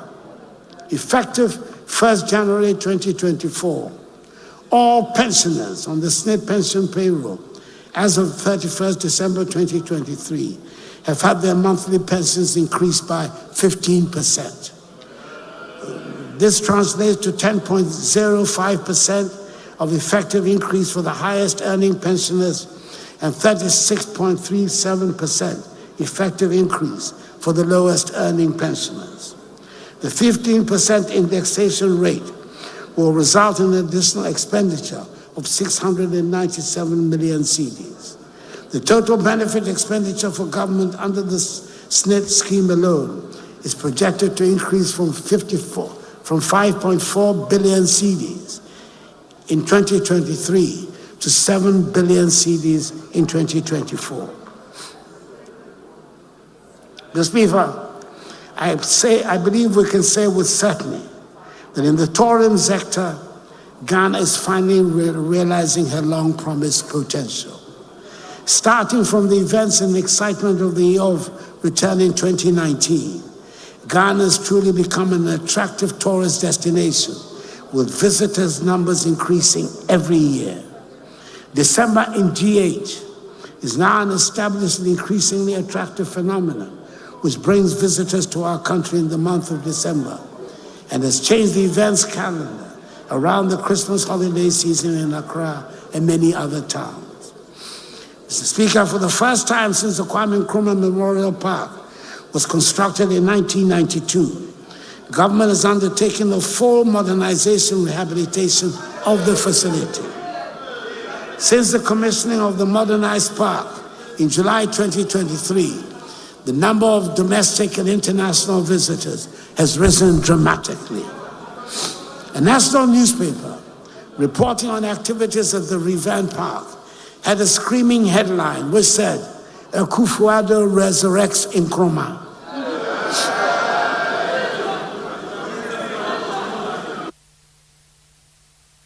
That gave me pause for a moment. But on reflection, I decided I would accept it, be it a compliment or criticism or an addition to the collection of sayings by elders.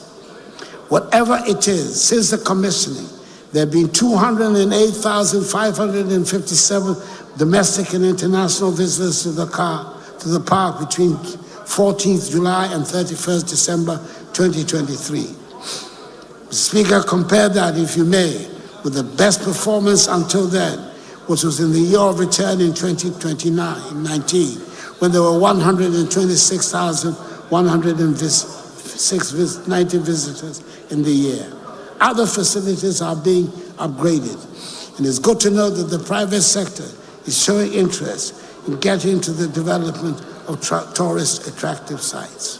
Mr. Speaker, the National Museum Gallery, which had been closed down since 2015, has also been fully refurbished. It attracted over 35 visitors in 2023, and I'm particularly pleased the school children form a good part of the visitors to these sites. The first ever Kente Museum, aimed at preserving the cultural heritage in Ghana, has been built at Bungwe in the Ashanti region and was recently commissioned by the Second Lady. Preparatory works and designs for the construction of the Heroes Park, a museum to commemorate the founding fathers of Ghana, the Big Six, J.B. Dankwa, Emmanuel Obeche Bilamte, Edward Akufo-Addo, Ebenezer Akwaje, William Uforiacha, Kwame Nkrumah, were completed in December 2023, and construction will commence very soon.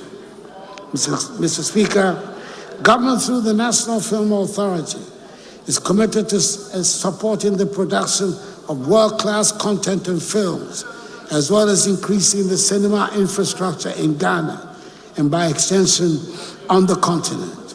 To this end, a favorable fiscal tax regime for cinema projects, including income tax and VAT incentives, import duty exemptions on film production equipment, 20% tax rebate for strategic film productions and film financing reliefs, is being elaborated by cabinet, which should be outdoored very soon and should provide another tangible reason for the choice of Ghana as a film production country.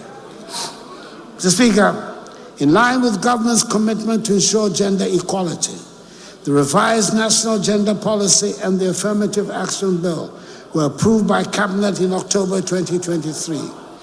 The Affirmative Action Bill is currently before Parliament for consideration and approval, and we count on the support of members of Parliament for speedy passage of the bill. The Ghana Enterprise Agency, GEA, is implementing an Only Women support program where micro, small, and medium enterprises owned by women with the potential of scaling up their operations, increasing sales, and creating sustainable jobs will receive liquidity support. The GEA is also implementing the U-Star program, a youth empowerment program which recently disbursed 100 million cedis to some 3,000 youth beneficiaries to upscale their businesses.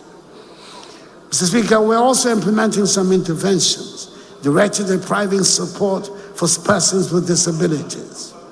In June last year, a significant boost was given to micro, small, and medium enterprises owned by persons with disabilities when government launched a 12 million CD PWD Enterprise Support Program.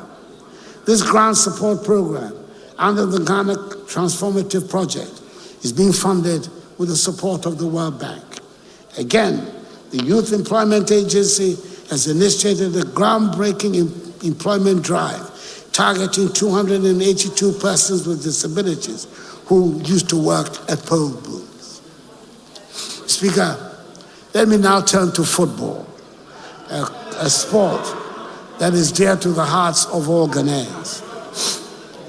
I'm sure I disclose no state secret if I state that I am myself an ardent football enthusiast and once played in the University of Ghana team with my friend, the late President John Evans Atta Mills, Fifi to me. Throughout the years, the national team, the Black Stars, has held a special place in the affection of Ghanaians. They lifted up our spirits as they dominated Africa and won 4 continental trophies. They have at other times broken our hearts, but it was not until 2006 that the Black Stars finally broke through to the world stage when they qualified for the World Cup for the first time. You will remember that we rose up as one in our support, and they did not disappoint.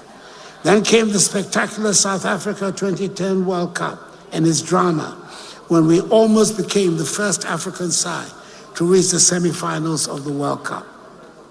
It is fair to say that since the sad events of Brazil 2014, many Ghanaians have been left disappointed by some of the recent results of the Black Stars. Their various attempts have been made to revive the fortunes of the national team and rebuild the enthusiasm of the people with varying degrees of success. The recent AFCON in Cote d'Ivoire was probably the nadir of the performance of Black Stars and has left the nation saddened. However, I am quite certain that the young men and the technical handlers would themselves have wanted to make our nation proud.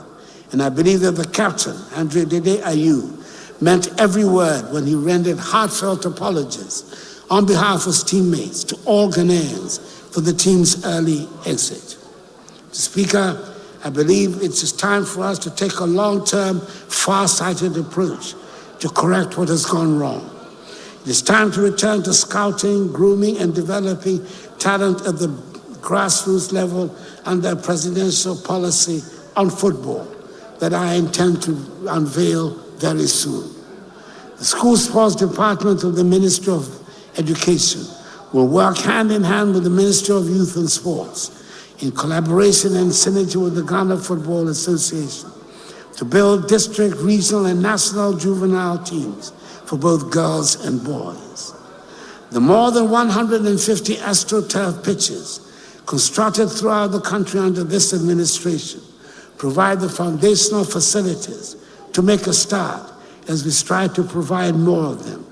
We should see a steady progression of talent up the ladder from the junior juvenile teams to the senior sides based on merit and nothing else. A similar approach has been tried before under the 5-year football development plan led by the late Ben Kofi, initiated under the MPP administration of President J.A. Akufo. It was under this plan that talents such as Michael Essien, Sule Muntari, John Mensah, Derek Boateng, and later Asamoah Gyan and Stephen Appiah were discovered and nurtured. The results became evident to us and the world. It takes time, dedication, and patience. We cannot harvest where we have not planted and irrigated. I have no doubt at all that the Black Stars will rise and make us proud again. Mr. Speaker, the senior women's team, the Black Queens, who do not get half the attention the Black Stars get, have been performing quite creditably.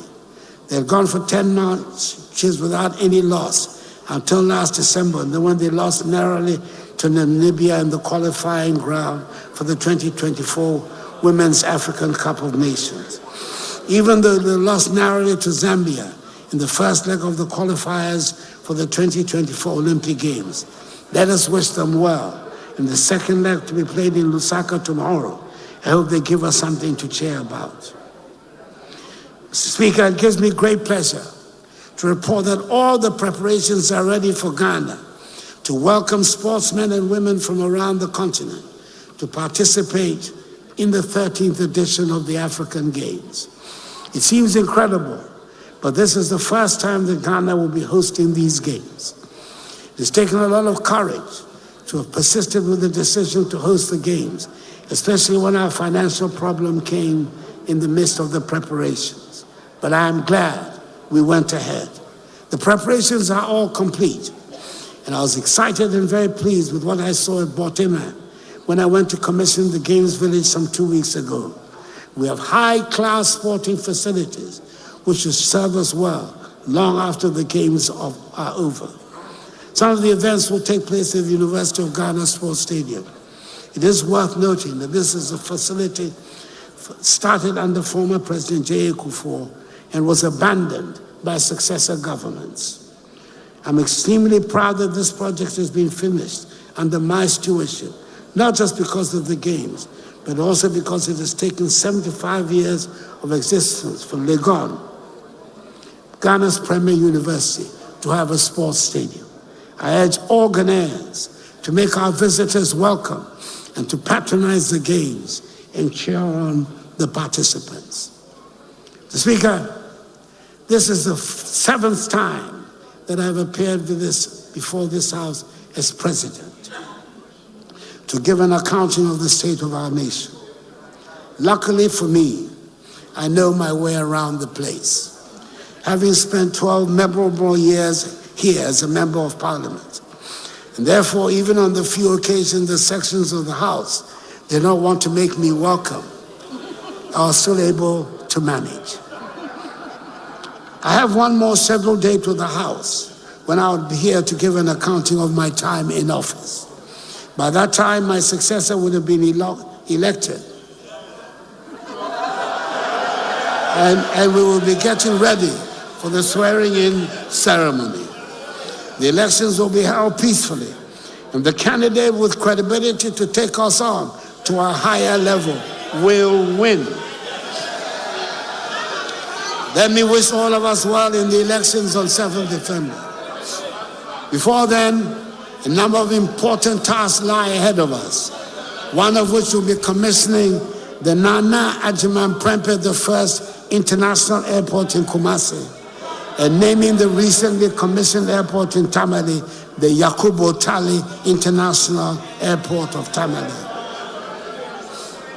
Mr. Speaker, we stumbled, but we are rising again. We were bruised, but we are healing. We have recovered our footing. We have dusted ourselves off, and now we face tomorrow with confidence. Every day we pray and hope that adversity may spare our families, our communities, and our dear nation. But should we be confronted by misfortune, we must face it like people with a proud history who fight and do not flee. Yenim kon, yenim jane. That is the Ghanaian spirit. That is our armor and our shield. This is our ethos. Let us believe in Ghana. I believe in Ghana. And may God bless our homeland, Ghana, and make her great and strong. I thank you for your attention.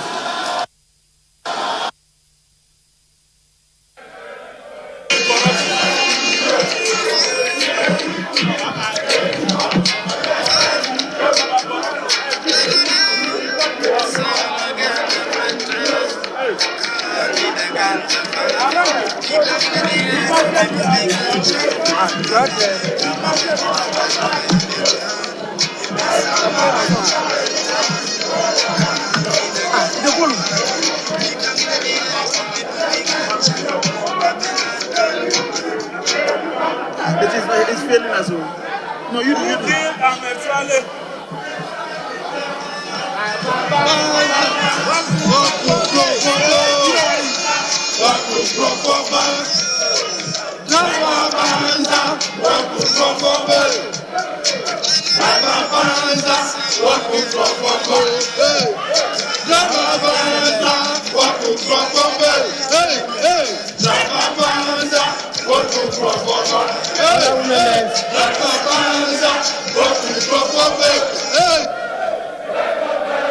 Honorable members, Honorable members,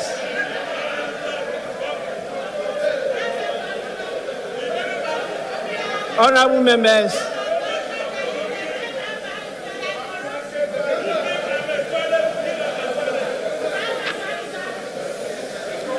honorable members,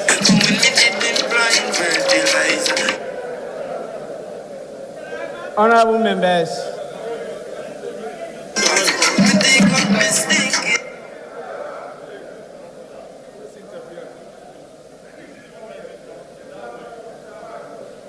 honorable members,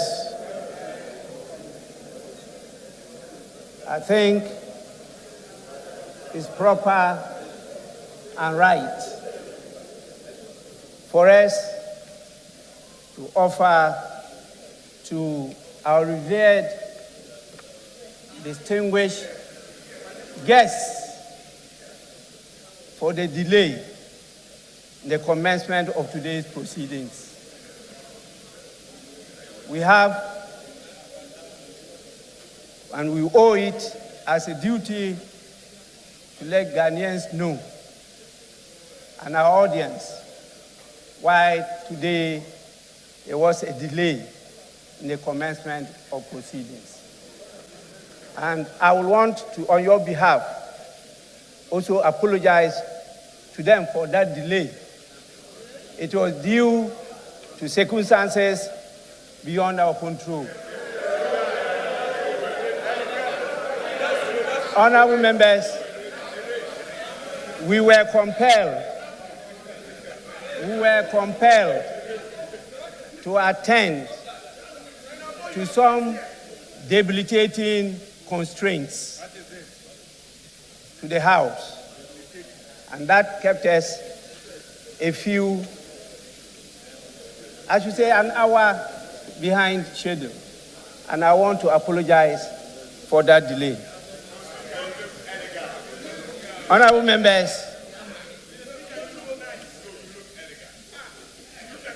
we also, in acknowledging the presence of the dignitaries here in the House,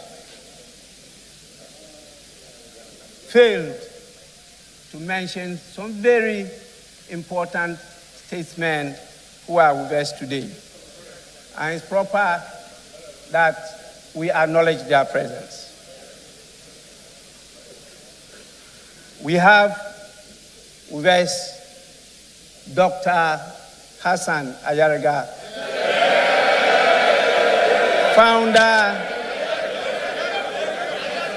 founder of All People's Congress. We also have in our midst Mr. Ivor Kobina Greenstreet, who, as you all know, is a former Convention People's Party flag bearer. We also have the leader of the Liberty Party in the person of Mr. Kofi Akpaloo. Honorable members, the last but not the least is the Honorable David Apasera, who, as you know, was the chairman of the People's National Convention. They are all here with us. We apologize for the oversight, but as we say, Sankofa is permitted, and we have done that. Honorable members,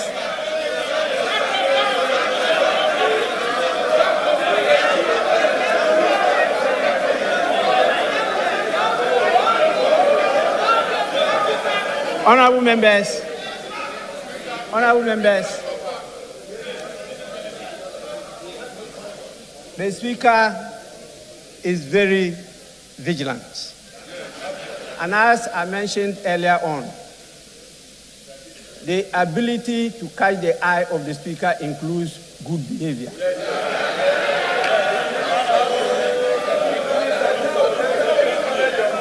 And if for 4 years you are here and you are not able to catch the eye of the Speaker, I'm sure the good people of your constituency will not accept you again. So please, kindly abide by the code of conduct which you yourselves approved here on the floor of the House. With this, I want to, in accordance with Standing Order 72-4, convey to His Excellency, the President, the gratitude of the House for the address. Honorable members, again, in accordance with the practice of this House, a formal communication will be forwarded to His Excellency the President after the House has thoroughly debated this address. I want to thank all of you for your cooperation, but to emphasize that Ghana is out. Actually, we are down, but not out. And Ghana will rise again.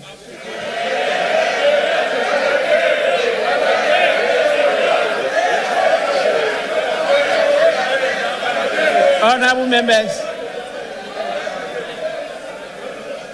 on this note,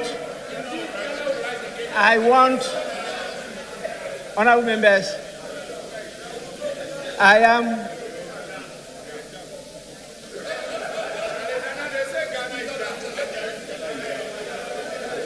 want to call on the majority leader to indicate the nature of the business on the floor. I don't want to go direct to tell him that this is an indication for him to move for an adjournment of the sitting. I say I don't want to.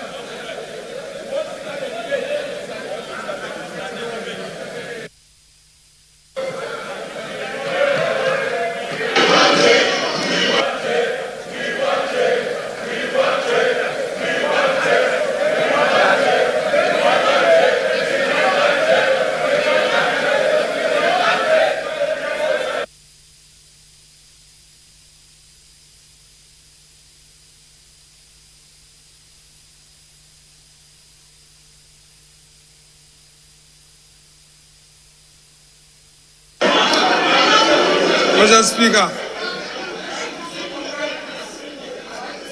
thank you for the opportunity. Mr. Speaker,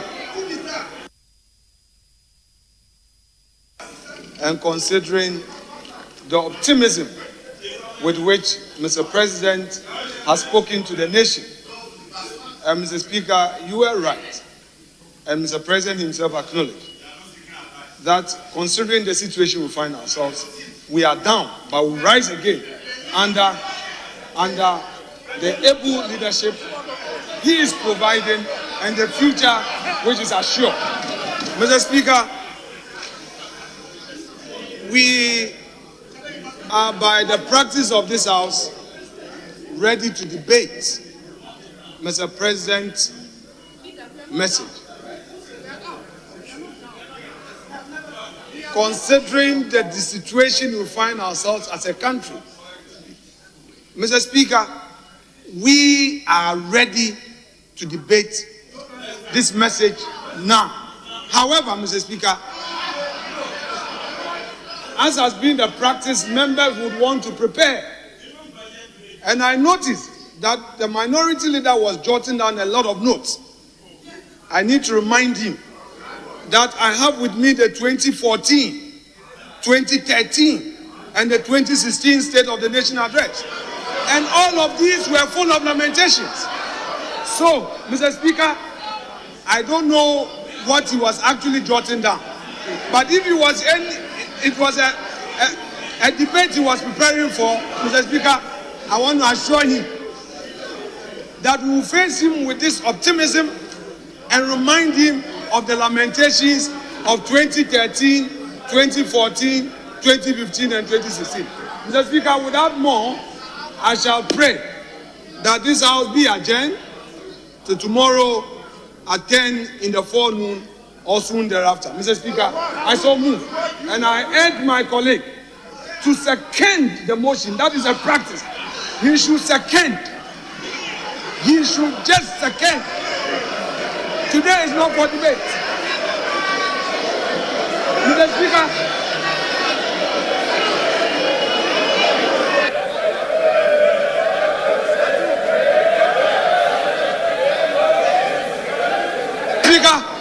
fortunately for me, my mentor and coach is still available. I'll still take tutorials. Yes, indeed. Yes, that is true. There was a smooth transition. There was a smooth transition. We had a smooth transition. We had a smooth transition. We had a smooth transition. Mr. Speaker, I am encouraging Dr. Foster to only second this motion. The rules of the House are very clear. It shouldn't go outside of the rules. Mr. Speaker, Honorable Akufo-Addo, please second the motion and let's adjourn.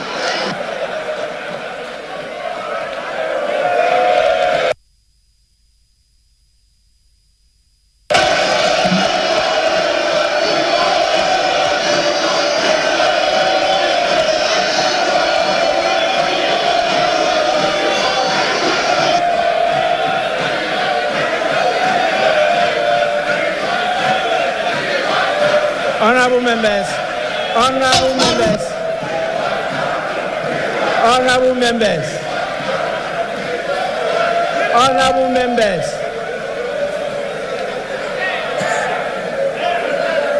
Yes, Minority Leader. Right, Honorable Speaker, let me, on behalf of the NDC minority, thank His Excellency the President for his message on the state of our nation. But, Mr. Speaker, the unemployment situation in our country is at a critical point. Mr. Speaker, the Hansard will record me today. Mr. Speaker, the unemployment situation in our country is at a critical point. Yet, we did not hear a word from our president on this matter. Mr. Speaker, out of 33 million population, only 11.3 million are employed. This number includes peasant farmers. Mr. Speaker, the difference between the 33 million and 11.3 million is what I call ninja. No income, no jobs, no assets.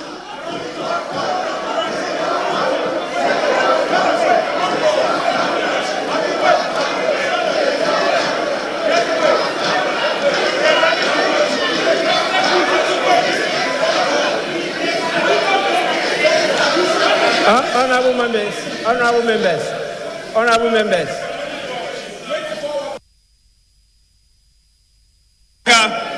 Whether you are a front bencher or a back bencher, I see you. Minority Leader, you may continue. Mr. Speaker, this means that 2 out of every 3 Ghanaian is unemployed. Mr. Speaker, 30% of our youth are jobless. And about 4.5 million Ghanaians plus, employable Ghanaians plus, are outside the labor force. So, Speaker, this simply means that this number have simply given up on their search for jobs because of years of frustration and disappointment. Mr. Speaker, the state of our nation is hopeless. No wonder that an ordinary Ghanaian, including professionals, are leaving our shores in droves, in search for greener pastures. Mr. Speaker, finally, Mr. Speaker, I am scandalized. I am shocked to the marrow to have noticed that our president, following the recent ministerial reshuffle, has increased the size of his government. Mr. Speaker, Today we have a Minister of Finance domestic and a Minister of Finance international.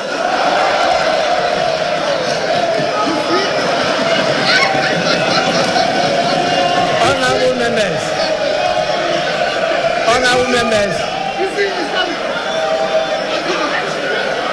Mr. Speaker. Honorable members. Mr. Speaker, $1 today is 13 cedis. During the time of President Mahama, $1, 3 cedis, 80 pesos. Mr. Speaker, a vote was started. Mr. Speaker, to conclude on this matter, Ghanaians voted for Vice President and are paying for the Vice President to support you to succeed. Mr. Speaker, you cannot fail, the President cannot fail alone. The President will have to fail together with the Vice President. So, Mr. President, you have failed with your Vice President. Mr. Speaker, I conclude by saying that Ghanaians will not miss President Akufo-Addo and Alhaji Bawumia. We know you are going. We can only wish you bye-bye. But you will never be missed. Mr. Speaker, I second the motion.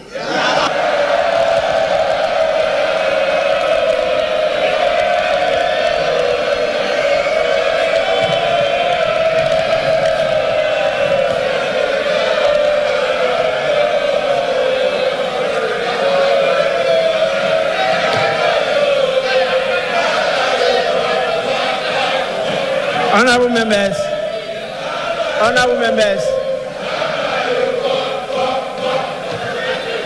members, the motion has been moved and seconded. I now put the question. As many as are in favor of adjournment, say aye. As many as are against, say no.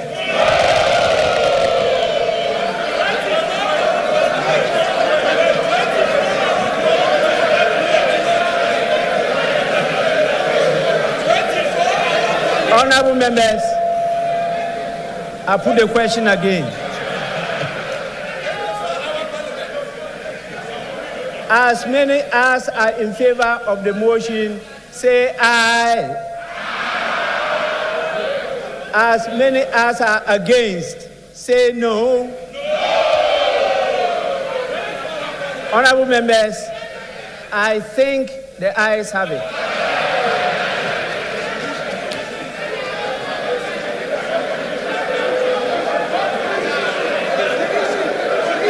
Honorable members, the ayes have it.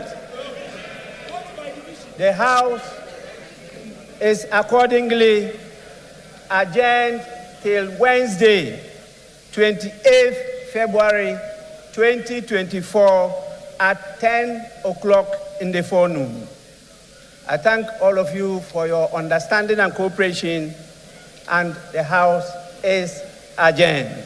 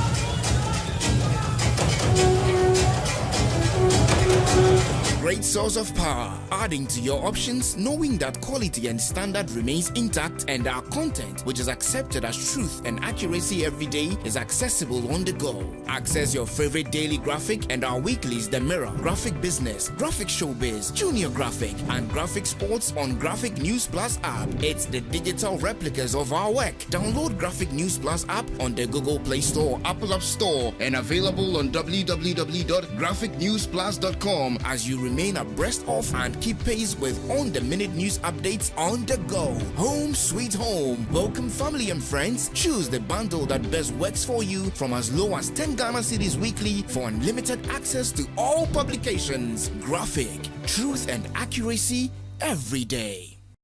Information is a great source of power, adding to your options, knowing that quality and standard remains intact, and our content, which is accepted as truth and accuracy every day, is accessible on the go. Access your favorite daily graphic and our weeklies The Mirror, Graphic Business, Graphic Showbiz, Junior Graphic, and Graphic Sports on Graphic News Plus app. It's the digital replicas of our work. Download Graphic News Plus app on the Google Play Store, Apple App Store, and available on www.graphicnewsplus.com as you remain abreast of and keep pace with on-the-minute news updates on the go. Home sweet home. Welcome family and friends. Choose the bundle that best works for you from as low as 10 Ghana cedis weekly for unlimited access to all publications. Graphic, truth and accuracy every day.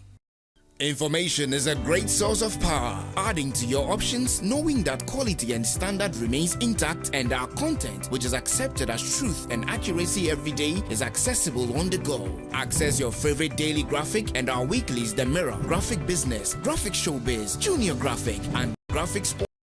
on Graphic News Plus app. It's the digital replicas of our work. Download Graphic News Plus app on the Google Play Store, Apple App Store, and available on www.graphicnewsplus.com as you